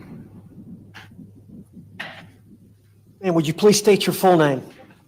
Sarah Boone. Well, you're going to have to speak up or move the mic. Sarah Boone. Yes. Why didn't somebody do that when Chelsea was on the stand? Where are you currently housed? At the Orange County Corrections Department. Have you been there since February the 25th of 2020? Correct. Was that the date of this interrogation that we're here for on this motion? Yes. All right. Let me take you back to the morning of finding George Torres in the suitcase.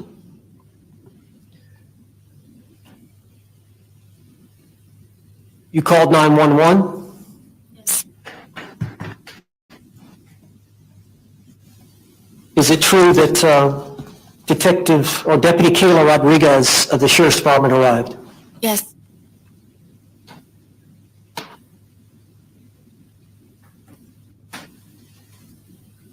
What mental state did you have at that time? I was very confused. It was very hazy. I didn't understand the monumental amount of people that were there and what they were doing with taking things from my home. I was worried about my dogs. I was worried about my son. I was in shock. I was traumatized by the situation and then trying to focus on everything that was going on my And I was at my hungover. home. I was hungover. I was still, I believe, intoxicated to a degree. Objection, Judge, move to strike. This is outside their motion to suppress. They have not made any allegations that her statement was involuntary because of her mental state or state of intoxication. Response?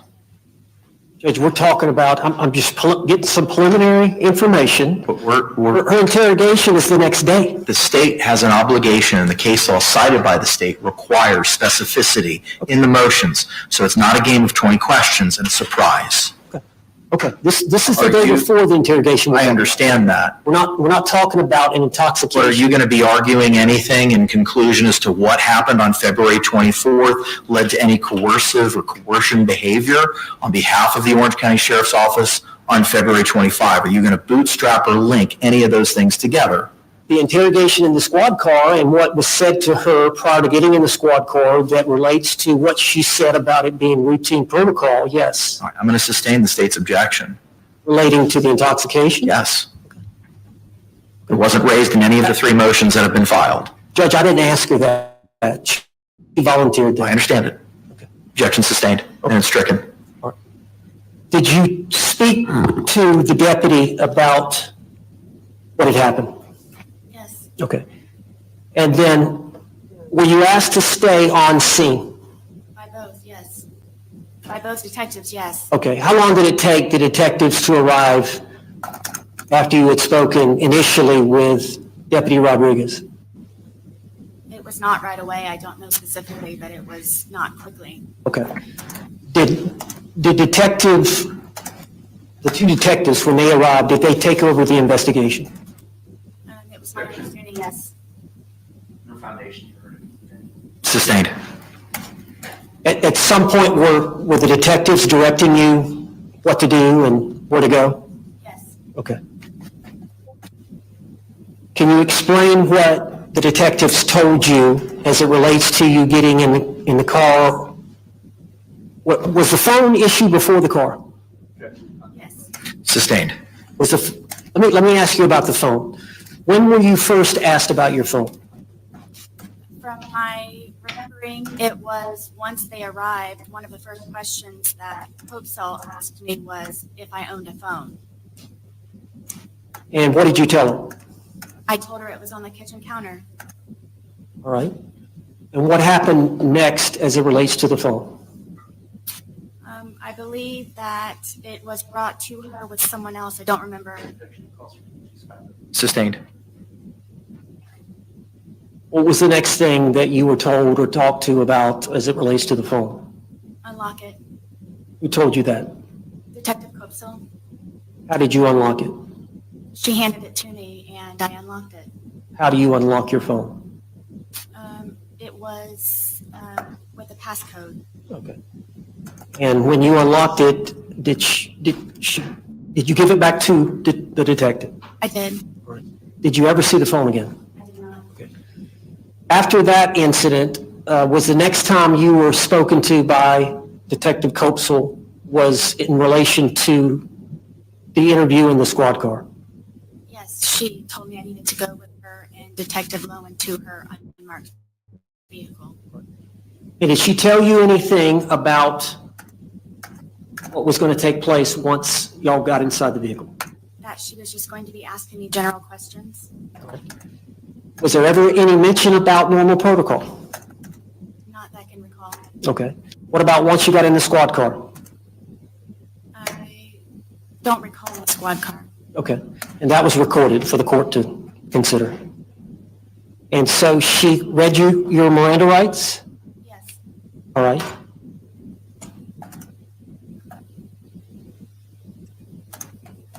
Did you answer the questions? I did.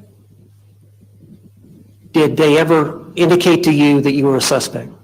No. Did they ever indicate to you that you were a person of interest? No.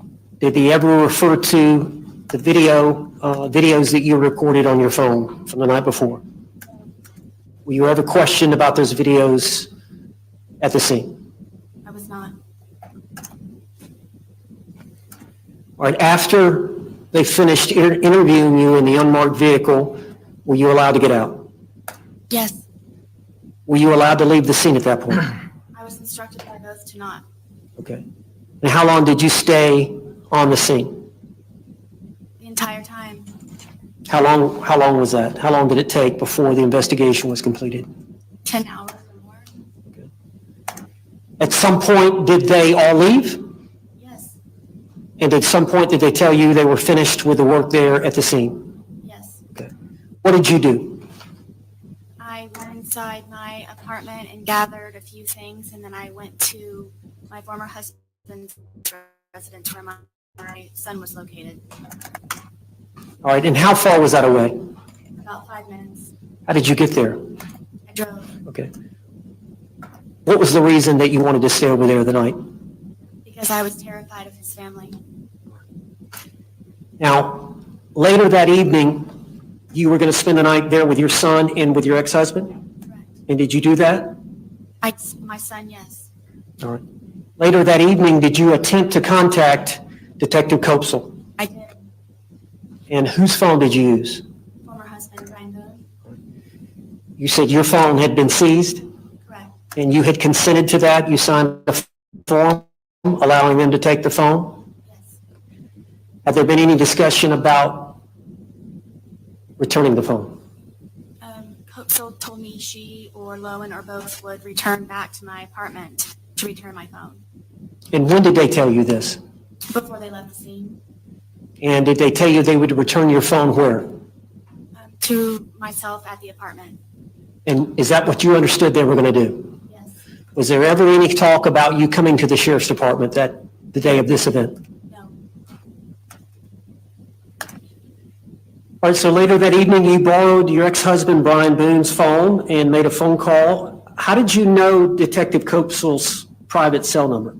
She gave it to me before she left the scene. And did you call her? I did.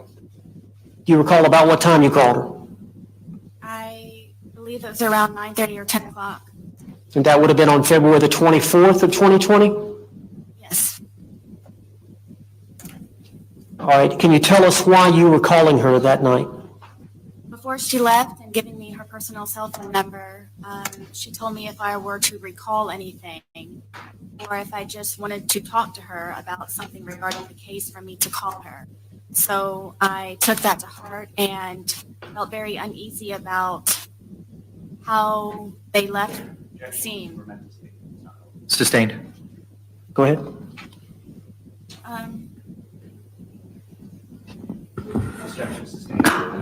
There's no pending question at this time. Okay, you were concerned about the case and you wanted to call her? Yes. And did you talk to her? Yes. What did you say to her? I told her in all honesty that I felt that she was trying to trick me. Sustained. Did you have a conversation about your phone? Yes. I asked her. Overruled. You may answer the question, ma'am. Trying to get out of her. Did you call for a yes or no? She said yes, and now I don't know if what's pending. Did y'all have a discussion about your phone? Yes. Can you elaborate on that discussion? She told me that I needed to come down to the sheriff's department because she was pregnant and asked me if I remembered about when I was being pregnant. And it would just be a lot easier for her if I were to arrive at the sheriff's department to pick up my phone. Was there any discussion about you being interrogated at the sheriff's department? No. Was your understanding the sole purpose of you going to the sheriff's department the next day was to pick up your phone? Yes. And the sole reason for the change in plans from them bringing the phone to you was because Detective Copsel was pregnant and not feeling well? Correct. Cops are not alive. So the next afternoon, did you drive to the sheriff's department? I did. Although I would have just said we have Tell some us, questions. when you parked your car, where you went, what happened? I parked my car and left everything as regular in my car and walked through the front door and went to the window asking who I needed to see, and they, I guess, rang them upstairs, and Detective Lowen came downstairs, and I thought I was supposed to be picking my phone up over at a particular window, and he says, no, your phone is upstairs, so we would just like you to come upstairs, and that's where you can pick up your phone. All right, and so did he escort you upstairs? He did, How did y'all get upstairs? in an elevator. And what was he wearing? I believe he was wearing a red shirt. Objection along relevant. with his firearm and black pants. His firearm was on his waist? I know, right? Okay. So y'all got off the elevator. Where did you go from there? What He the brought me heck? into a very small room, and they had me sit down, and then He's so from there weird. I had a list of things that I was going to ask them that I might need to do or that I could do. Okay. So from the elevator, Detective Lowen escorted you directly into the interview room, the audio and the video. You didn't go anywhere else prior to that time. Was there any discussion that you made outside, any discussion between you and either detective about anything, the phone, questioning, anything before walking into that room? No. Okay. So directly off the elevator and walked into the interrogation room. And then we've got the video on that. Now,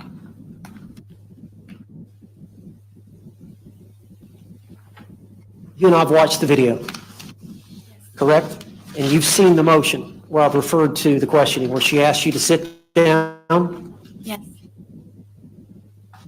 You recall that happening? Yes. Did that refresh your memory watching the video? Yes.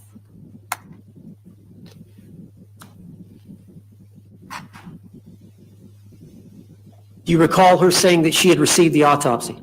Yes.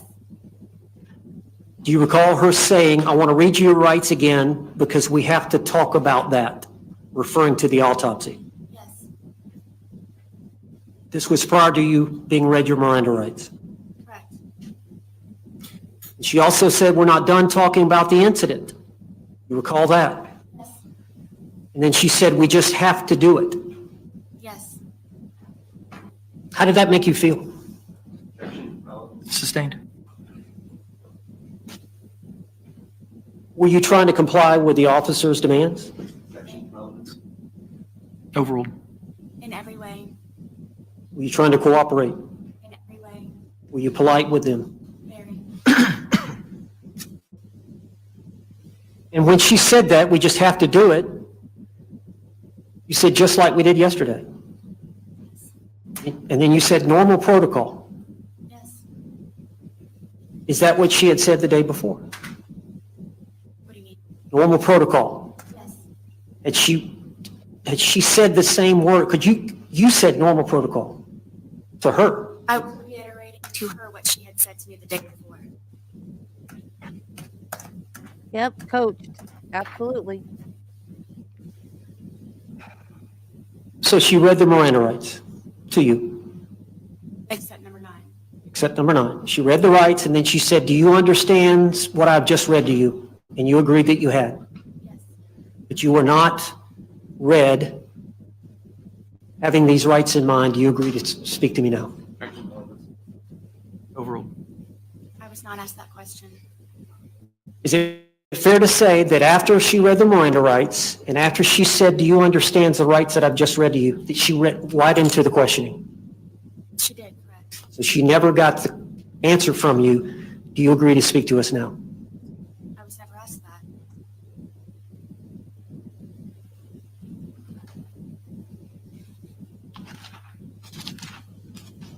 You talked anyway.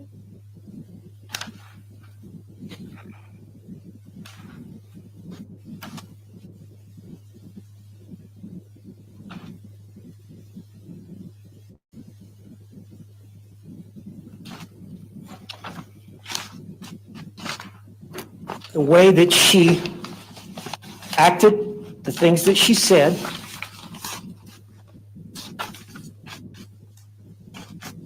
the fact that they had your phone. Did you get the impression you were not getting your phone back if you didn't answer the questions? Sustained. She was in custody? Yeah, that's been conceded by the state in their response, that it was a custodial interrogation. Okay, but she wasn't aware of it. She wasn't aware she was in custody. What does her subjective perception She was matter? in a room with detectives with a Well, she was in custody. She should have. under the circumstances, it would matter. I mean, she didn't feel she was free to leave. She was in an enclosed, small space. She was. That all goes to whether or not. She was being questioned by 2 lead detectives, homicide detectives. One of them was wearing a firearm. She was trying to cooperate as best she could. I think her So she should have known. position is that she was coerced into answering the question. What does that have to do with coercion? Those are all factors that under Ramirez as to whether or not it was custodial. Well, I know some of the factors are whether or not the interrogation actually happens in a police station or not, or whether it happens outside a police station. So just that environment alone. That goes to whether or not it was custodial interrogation. That's in That, custody. I'm struggling with the connection on that being noncompliance with Miranda, coercion, or the third ground of voluntariness. Well, and I think it goes subjectively to her and what she was feeling, if she had a free choice or not, based on subjectivity matter? Excuse me, based on Subjectivity matter under the case law. based on the circumstances that she was dealing with at the time, whether or not she felt she had a choice. But what does her subjectivity have to do with that? I believe it's relevant. Objections overruled. I'm sorry, the objection sustained. I apologize. Did you understand you were not going to get your phone back until you answered their questions? Sustained. Did you have some questions for them at the end? I did. Did you feel like you had a choice in answering their questions? Sustained.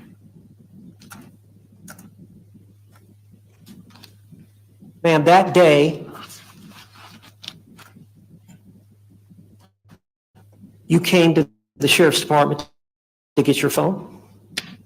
That's, yes. Did you know that you were going to be placed in custody? I love it when you're in my chat. Did you know that you were going to be arrested? I did not. Did you know that you were going to be questioned? I did not. Were you trying to cooperate with law enforcement based on her statements that you have to talk to us? Overruled. Were you there answering the questions because she confirmed that this was normal protocol? That was my understanding, yes. That's all the questions I have. Any cross-examination?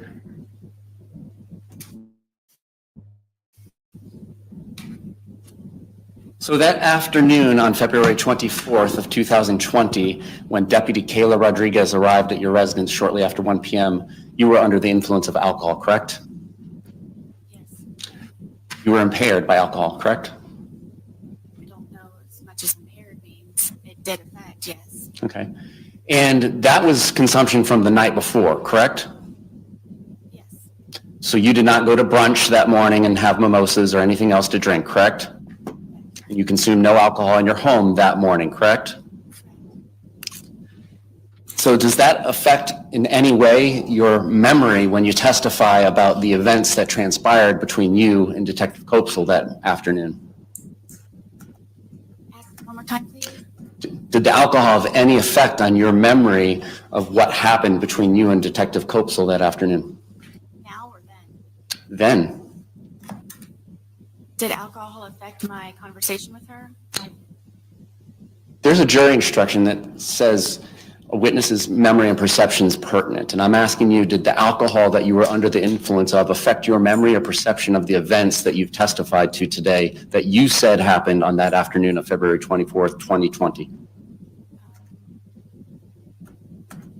So did they affect my answer? Judge, I don't think she understands. Can't don't. figure that out Okay. It's been now. asked 3 different ways. So we'll leave it at you were under the influence of alcohol that afternoon, correct?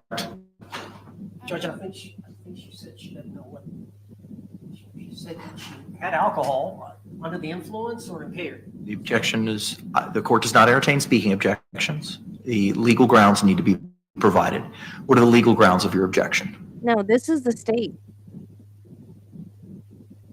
I know that she said she didn't know what it. What are the legal grounds of your objection? Know which one. All right, you may proceed. And you understand that you're charged with second-degree murder in this case, correct? You're facing a potential penalty of life in prison, correct? Do you understand that the score sheet minimum is probably about 22 and a half years? I don't know. Okay. And it is your desire to have these statements excluded from the jury's consideration, correct? Judge, I would object to that. Sustain the objection. Your intent is to testify differently than you have testified in the statements in State's Exhibit 1, correct? Regarding I would object to that. I'm not understanding what the question. I Mr. understand J. the question.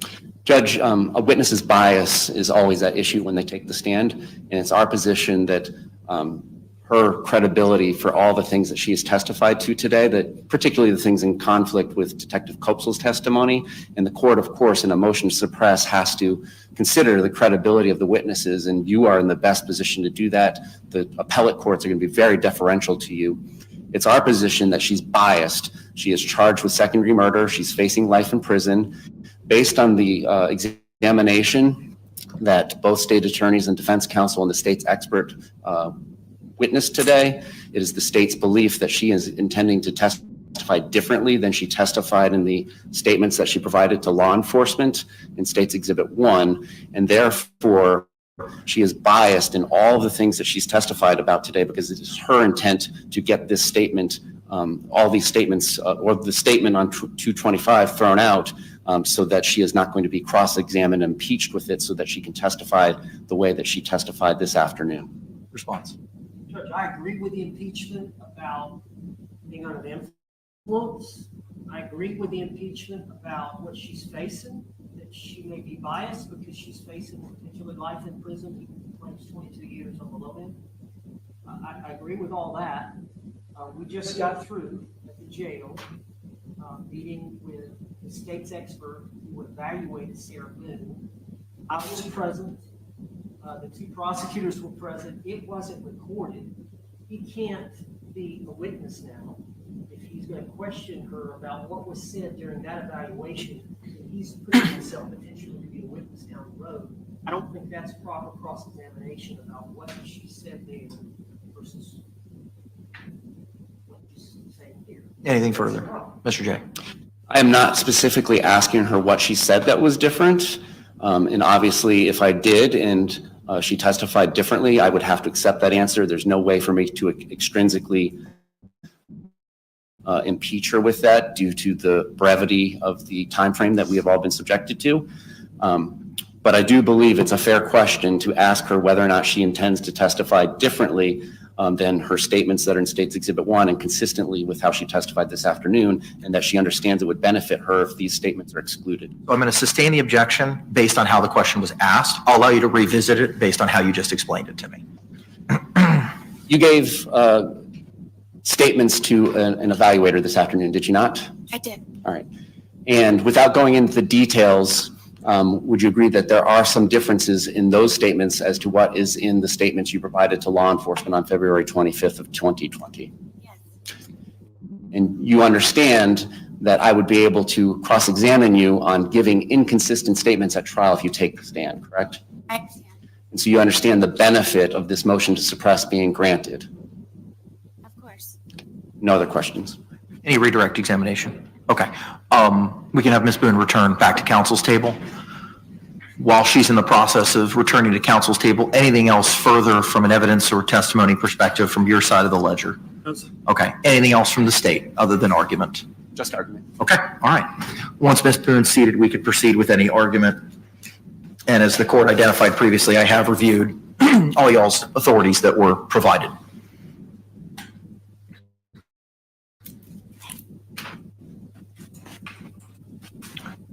Mr. Owens, it's your motion, sir. You may proceed.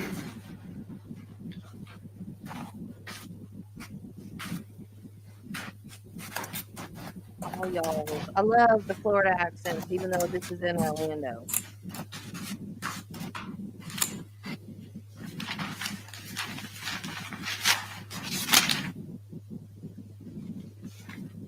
Well, I want to just admit, that's in the panhandle.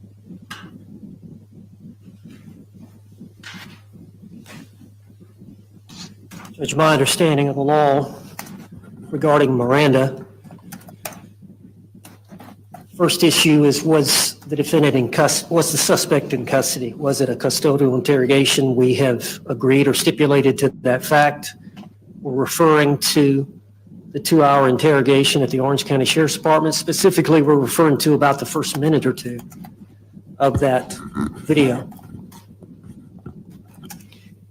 And I think under the totality of the circumstances, the court has to determine whether freely and voluntarily and knowingly given under the circumstances.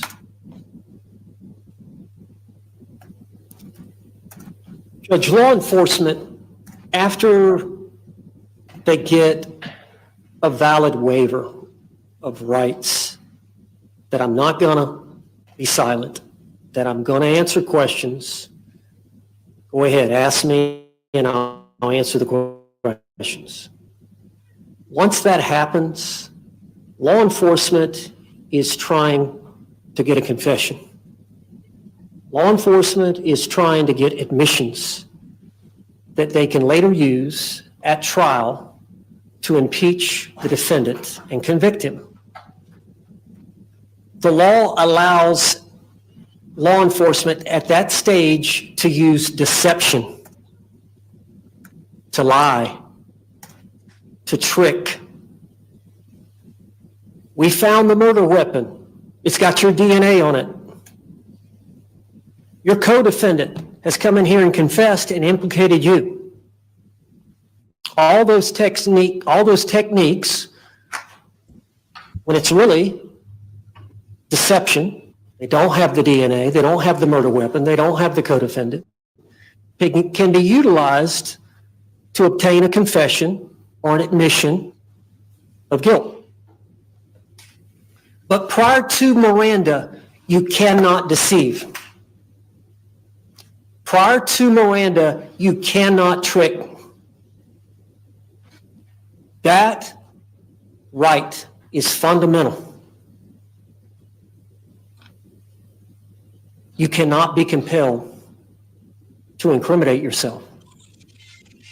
You cannot be forced to talk. It's got to be free will and a choice. And so you can't seduce or coerce someone into giving a statement. And the law is clear. When that happens, we've got to punish law enforcement to correct that type of misused behavior. It's illegal. So you got Detective Kopsel on the one hand. I got to read your rights. And you have a right to remain silent. But within a minute before, the detective is telling Sarah Boone, we have to do this. We have to talk to you. Now, that's confusing. That's deceptive. There's nowhere in policy that that should be allowed or is allowed. There's nowhere in the law that that should be allowed. It's actually illegal to tell a suspect, we have to talk to you. We just have to, before reading Miranda rights. That is an illegal statement. Sarah Boone did not have to talk to them about the autopsy. Sarah Boone did not have to talk further about what had happened. But that's the implication this detective gave Sarah Boone. It taints the Miranda that comes before it.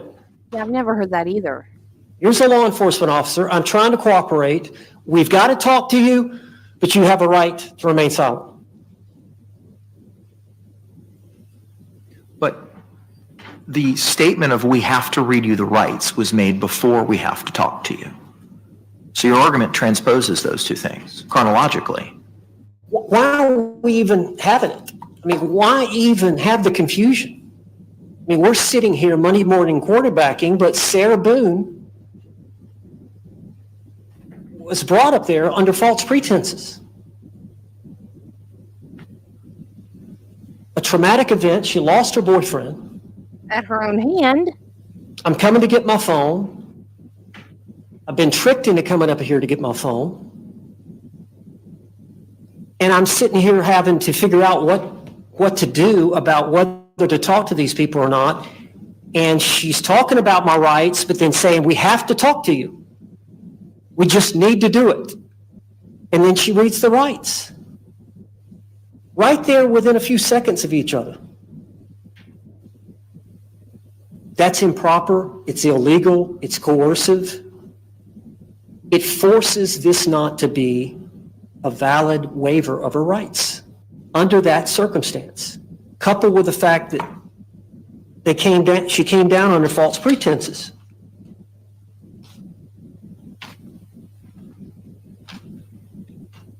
Coupled with the fact she doesn't have the ninth question.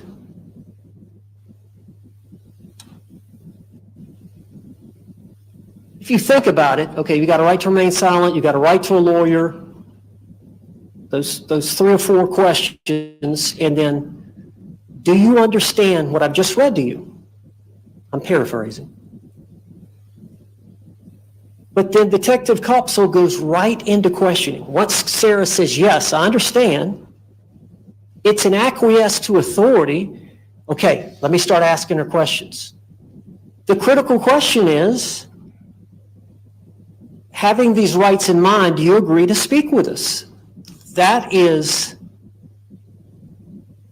the time of free choice. That is the time of decision for Sarah, to be given that opportunity. But the way I understand, Detective Copsall had the autopsy. She had the blunt force trauma. Those were not questioned. Sarah Boone was not questioned about that.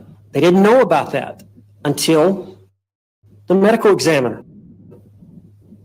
So she had additional information that she wanted from Sarah Boone. She had the 2 videos from Sarah Boone's phone. She had additional information from the phone that was inconsistent with the statement that Sarah had given the day before. So sure, any detective worth their salt would want a statement. She'd already said we had probable cause. We'd already made our mind up that we were going to arrest her. If she didn't come, they were going to go get her. If she came and said, I want to invoke my rights, she was going to be arrested. They wanted to get some type of admission, confession, statement that they could later use, which they're trying to do now. But under the circumstances, the totality of the circumstances about how she was induced to come down there, about telling them she had to talk, Judge, it was coercive. We would ask that you suppress the evidence. Not coercive. Any response?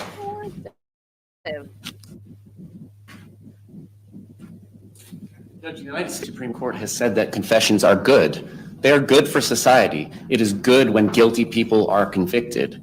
We stand by all the case law that we've cited, and you have reviewed the evidence from start to finish.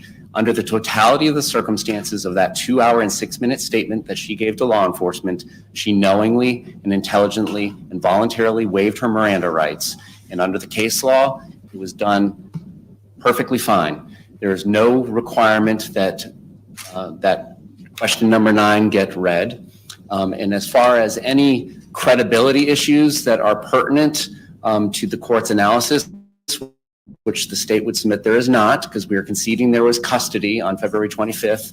They are allowed to use subterfuge and deception to get somebody to come to the police station under the case law and authority cited.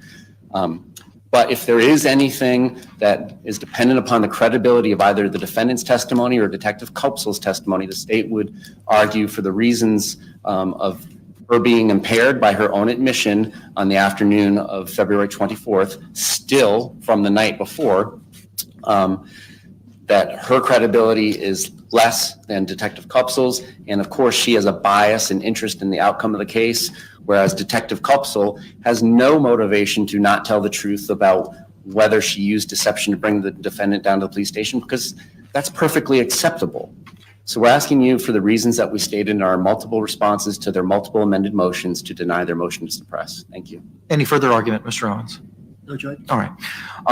Tomorrow is a court holiday. The court has had the opportunity to review all the case law. Court's going to prepare a written order, and you'll have it before the close of business tomorrow. Courthouse may be closed, but I'll be here working. Judge, for the record, those 2 exhibits that I tried to introduce, they will be admitted Correct. to the record. Yes, of course. They were pre-marked.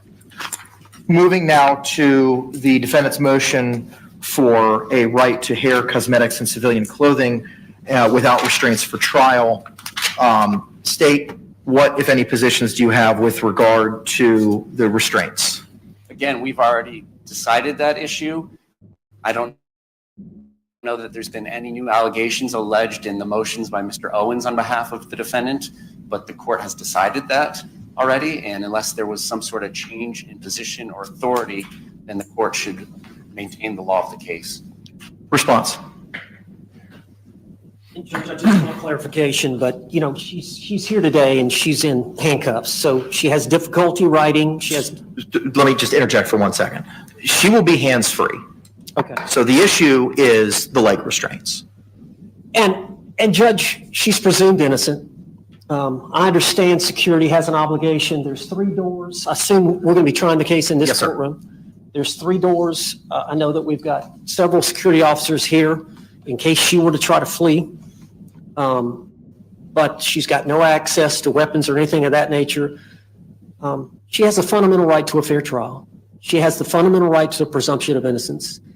And if the jury were to see any restraints on her freedom, they're going to automatically assume the worst, that she is a danger. And people automatically will take that to heart, and it will affect their decision when they go back into the jury room. So, yeah, she's going to be at the table. I don't know if we switch it. Does the prosecutor go over here? No, that's your table, sir. That's my table, closest to the jury. So she'll be sitting here with the other 2 lawyers and I. And the only time they're going to see her walk in and out is she's always going to be in the courtroom. They're never going to see her walk in and out. So the only time is when she testifies. So I guess I don't know if you have leg restraints that she can wear and walk, but we believe it's not necessary. And of course, we definitely don't want them to see her walking funny or hear something funny or see something funny as she's walking from the defense table to the witness stand to testify on her own behalf.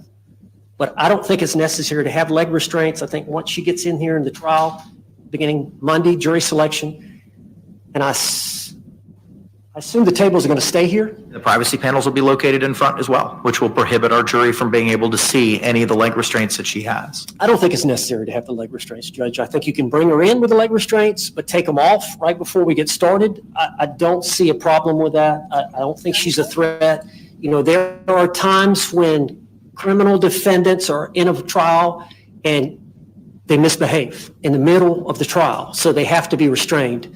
But Sarah Boone, as far as I've been involved, and I think prior to that time, has always been polite and cooperative, and she understands the importance of behaving, and I have every intent that she will comply with the court's directive and she will act appropriately throughout the trial. I do not believe any restraints are necessary during this trial. Anything further as to that issue? I don't believe that's case law authority on the issue. Please. All right, thank you very much. With regard to your request for clothing in that, you could certainly go to the jail and have whoever it is that you want to meet with her in the meeting area to get measurements from her and provide clothing. The clothing for trial will have to be provided to her at the Orange County Jail. That will be brought over with her in the morning, and then she'll be able to be dressed out downstairs.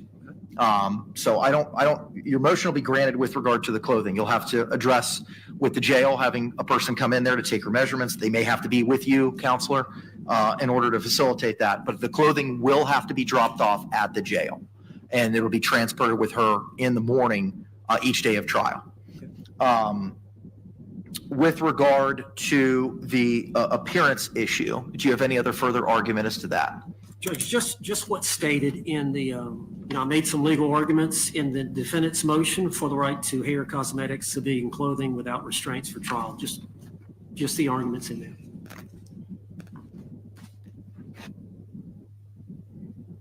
And the Estelle case that you spoke to being dressed out in a prison garb. Doesn't really address a prison guard in shackles. It doesn't address any beautification or anything along those lines. I just think it's just part of a fair trial. The other problem is it's contraband. That stuff's not even purchasable at the commissary at the jail, any makeup or anything along those lines. Well, I'm going to have the 2 paralegals here. I say the paralegals. One's a lawyer now, and the other is a consultant, but they're females, and they can bring the cosmetics in and apply it either here in the courtroom or just outside the courtroom. I'm sure there's a waiting room. There's no place where we can apply any. You can't put them back there because we can't allow access back there. That's for corrections and for the sheriff's department and for the inmates. Can she be allowed? Can the 2 females on the team, can they be allowed to apply some type of makeup to Ms. Boone? State? We don't have any dog in this fight. I've never heard of it happening. That doesn't mean it's not permissible, but If you want to try to do it here in the courtroom, that's fine. But be advised that, when we start court, we start court. So, and I intend on starting it at 9 o'clock every morning. So I'll have pleas every morning in other matters because the court still has other business at 8:45. And I plan on bringing the jury up at 9 until we select one, and then starting at 9 every day thereafter. So your motion will be granted with regard to the clothing. You can have someone attend travel to the jail with you, sir, Mr. Owens, to take the measurements. You'll have to provide clothing at the jail. With regard to the appearance, it's denied to have anything happen at the jail or happen in any of the secured areas. But if you want to attempt to have members of your staff apply As long as my dress makeup code prior to trial, you is certainly can do so. okay. Court will provide you a written order with regard to the request for removal of the leg restraints. But the hand restraints will be removed. I think that it falls under the same analysis. It needs to be done in the courtroom. Yes, sir. And then the last item teed up for today is I'm sorry, yes. Yes.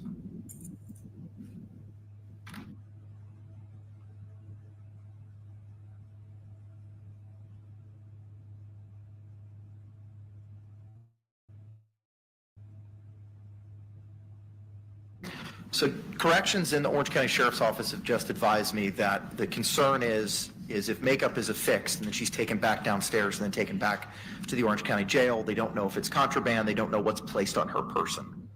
That's the concern. There's just going to be some facial makeup. I understand, but I don't see. DOC and Sheriff's Office are telling me they can't do it because of the concerns that were just outlined after she's returned to the Orange County Jail facility. Okay. All right. We'll get an order with regard to the restraints no later than tomorrow. Moving now to the state's request for protective order. I've reviewed that.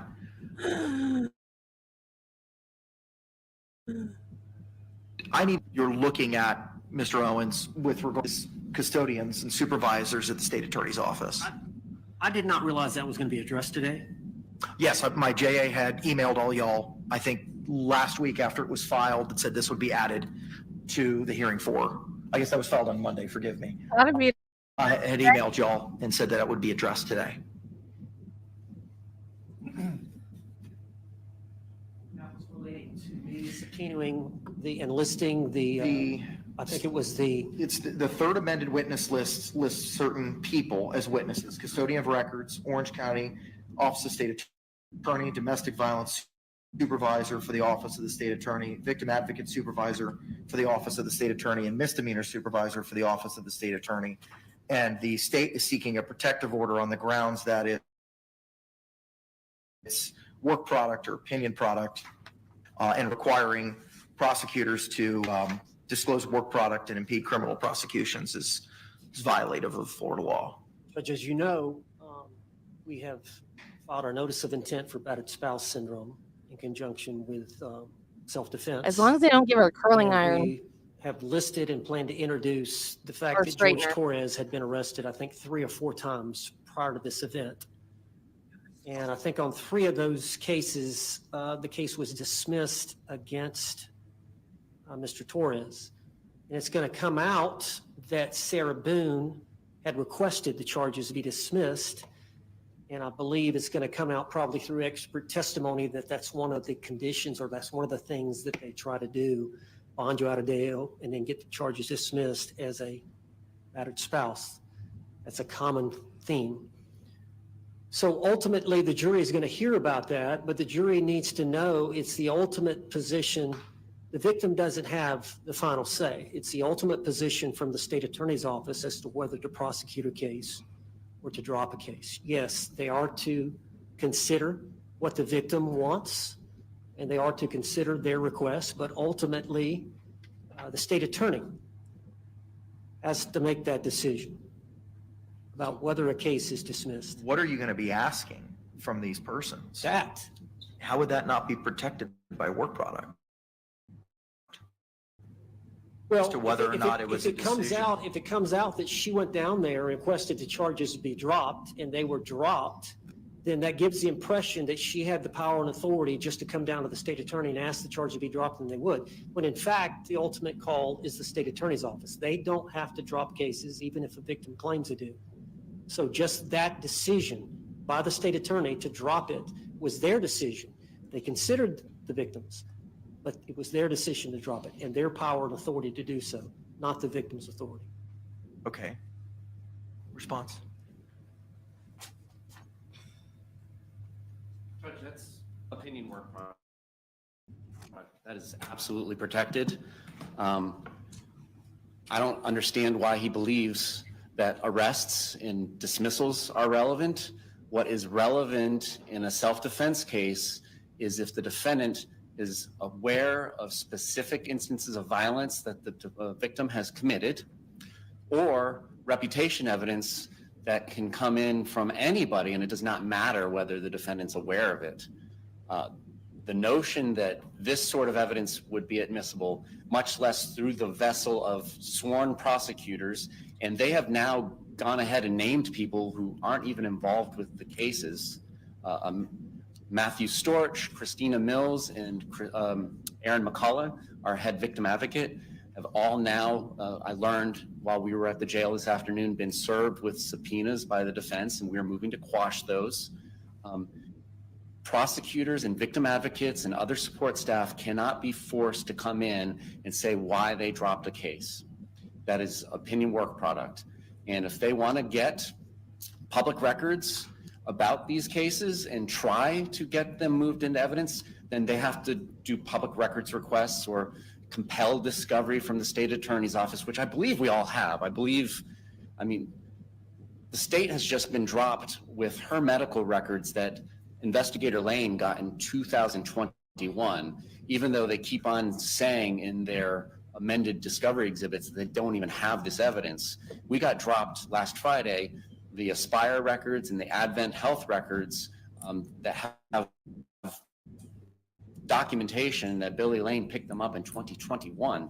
So the defendants had these things that are getting dropped on the state for years, and we're just getting dropped on us this Friday.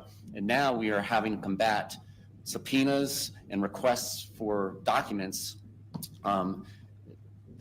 It is opinion work product. The people that they have listed didn't handle those cases or make those decisions, but that is the ultimate protection, is why we drop these cases.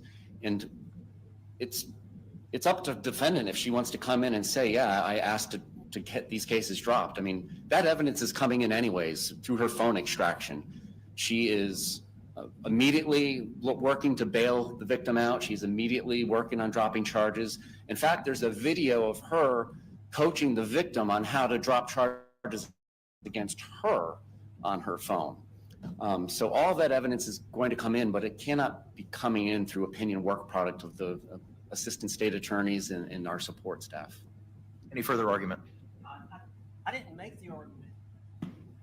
I did not make the argument that the state attorney was going to be called to ask why they dropped it, as he just referred to, where they had to explain why the case was dismissed. No, the reason for that is just to explain that they have the ultimate power to dismiss, not the victim in a case. Not why we chose to drop 3 cases against George Torres, but they have the ultimate authority. The victim does not control the case, the state attorney does. You have a written order on the motion, protective order for tomorrow, by tomorrow as well. Anything else, state, we need to address?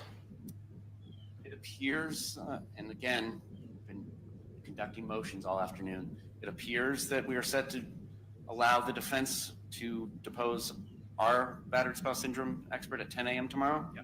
And that will be done virtually. With regard to the deposition of Dr. Brannon, the deadline is tomorrow. That's set at 3 p.m. Okay, that's still set at 3 p.m. Yes. There will likely be a pending motion to strike if his testimony is duplicative with Dr. Harper's. My understanding from the defense is he's just going to explain what battered spouse syndrome is. It's unclear why or how that would be different than Dr. Harper explaining that. Is that taking place here, or is that taking place in South Florida, virtually? Unfortunately, due to time constraints, I cannot be everywhere at all times. All right. Judge, and then on Dr. Brannan's deposition, yes, it's set for 3. I'm just learning now that the expert is going to be available at 10. Paul's expert Oh, dang by it. Zoom. And we did talk about that at the jail, trying to schedule something for tomorrow. So she just evaluated Sarah Boone from noon to 2, and then I'm going to take her deposition at 10 tomorrow morning by Zoom. And then we're taking Dr. Brannan's deposition. If they file some type of motion about that, then of course I'm going to respond. We're going to need to have a hearing on it. Okay. If go ahead, I'm sorry. Those 2 things are the only 2 things that I believe we have left prior to jury selection on Monday. Okay. If any motions are filed by anyone moving forward, please favor a copy to my judicial assistant upon filing. And if there's any authority that you intend on arguing that's not cited in the motion, please provide me that authority as well.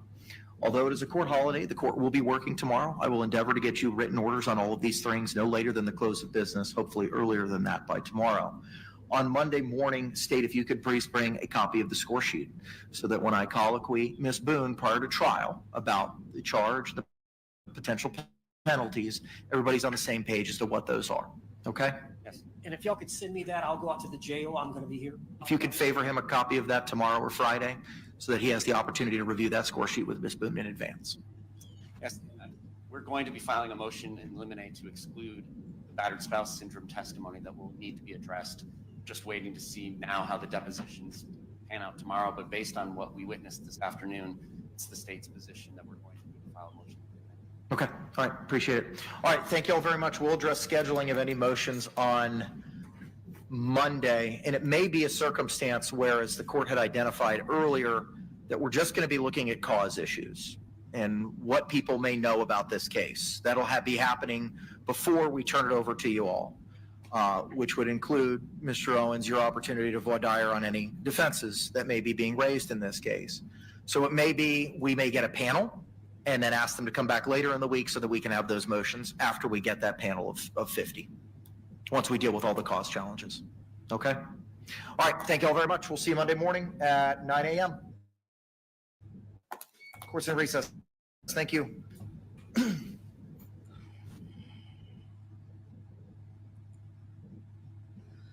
Okay, I starred.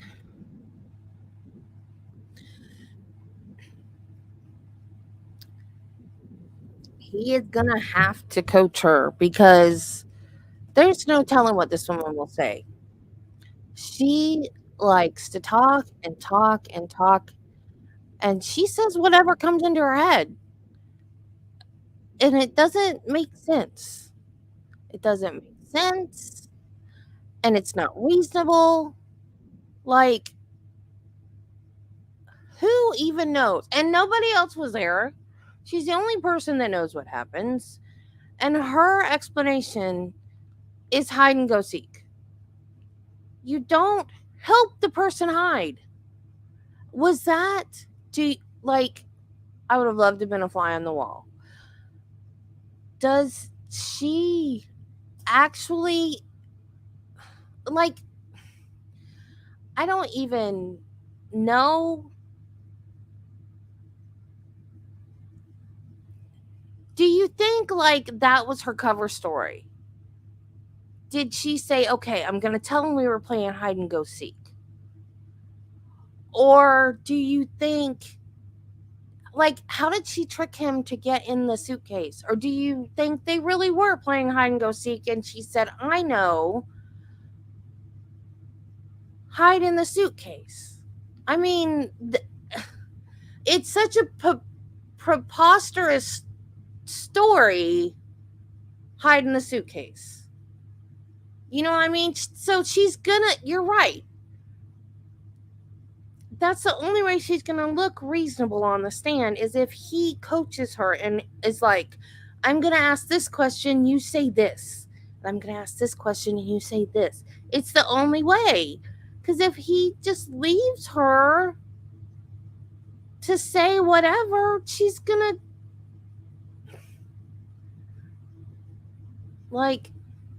make it make sense. She can't make it make sense.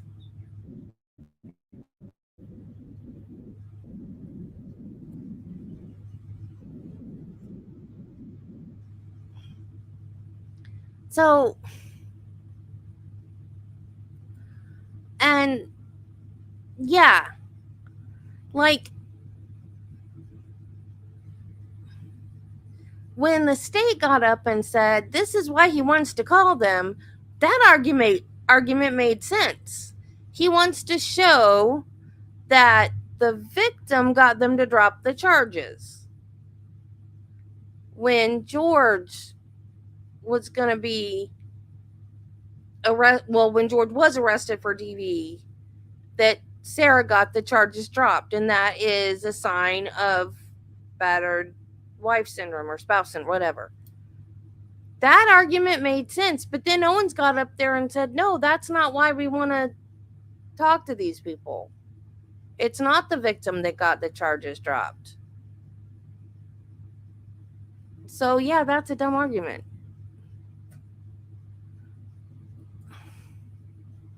This trial is going to be wild, y'all. It's just going to be crazy town. And as much as I want to go, I can only go one day because I can't afford to stay down there and I can't afford to drive back and forth. Yeah, a fuster cluck. Yep. It would be hard for me to pick one day. Like, would I want to go for opening statements? Would I want to go the day she testifies? And that might not just be one day. And would I want to go for closing? And that would be, I would be so worn out driving 2.5, 3 hours, because I don't even know where the courthouse is in Orlando. Like, I go to the theme parks. They're on the outskirts of Orlando.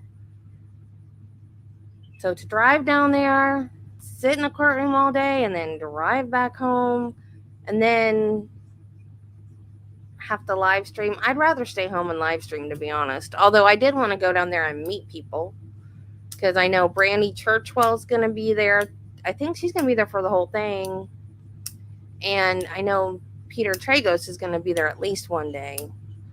I would love to go and meet them and just to be there in person, because Recovery Addict says that it's so different in person. He's like, if you get the chance, you need to at least go for one day. I'm still waiting for something to happen in Gainesville or Ocala, because they're like an hour away. So that's much more reasonable. In fact, if that would be one. Jules. I don't know Jules. In fact, that, if it was in Gainesville or Ocala, I could go to that every day because I could just pop right over there and pop right back. Oh, my husband just came home and said the power was back on. Yay! Yay! Okay, guys, I will see you later. And, I'm happy now I have power again. Yay! So, I will see y'all Monday morning at 9 o'clock. Well, no, I won't, because I got to pick the jury first. So I will see you when the trial starts. I will keep an eye.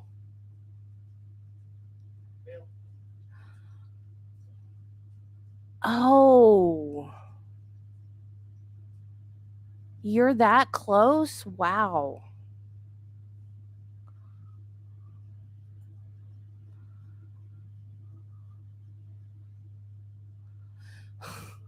My cousin was like, after the second assassination attempt, my cousin was like, I want to go to Mar-a-Lago and pray, but they won't let anybody get near to it yet. You're crazy. You're crazy. I'm not going anywhere near Trump right now because I don't want to get shot.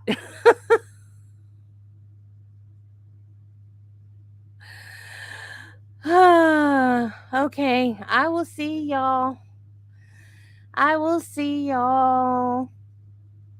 I don't know when the trial's going to start because it's probably going to take a couple days to impanel a jury. So I will keep an eye on it, and you guys keep an eye on my channel. And when the trial starts, I will be here waiting. So bye, guys. Thanks for joining me. I'll see you later.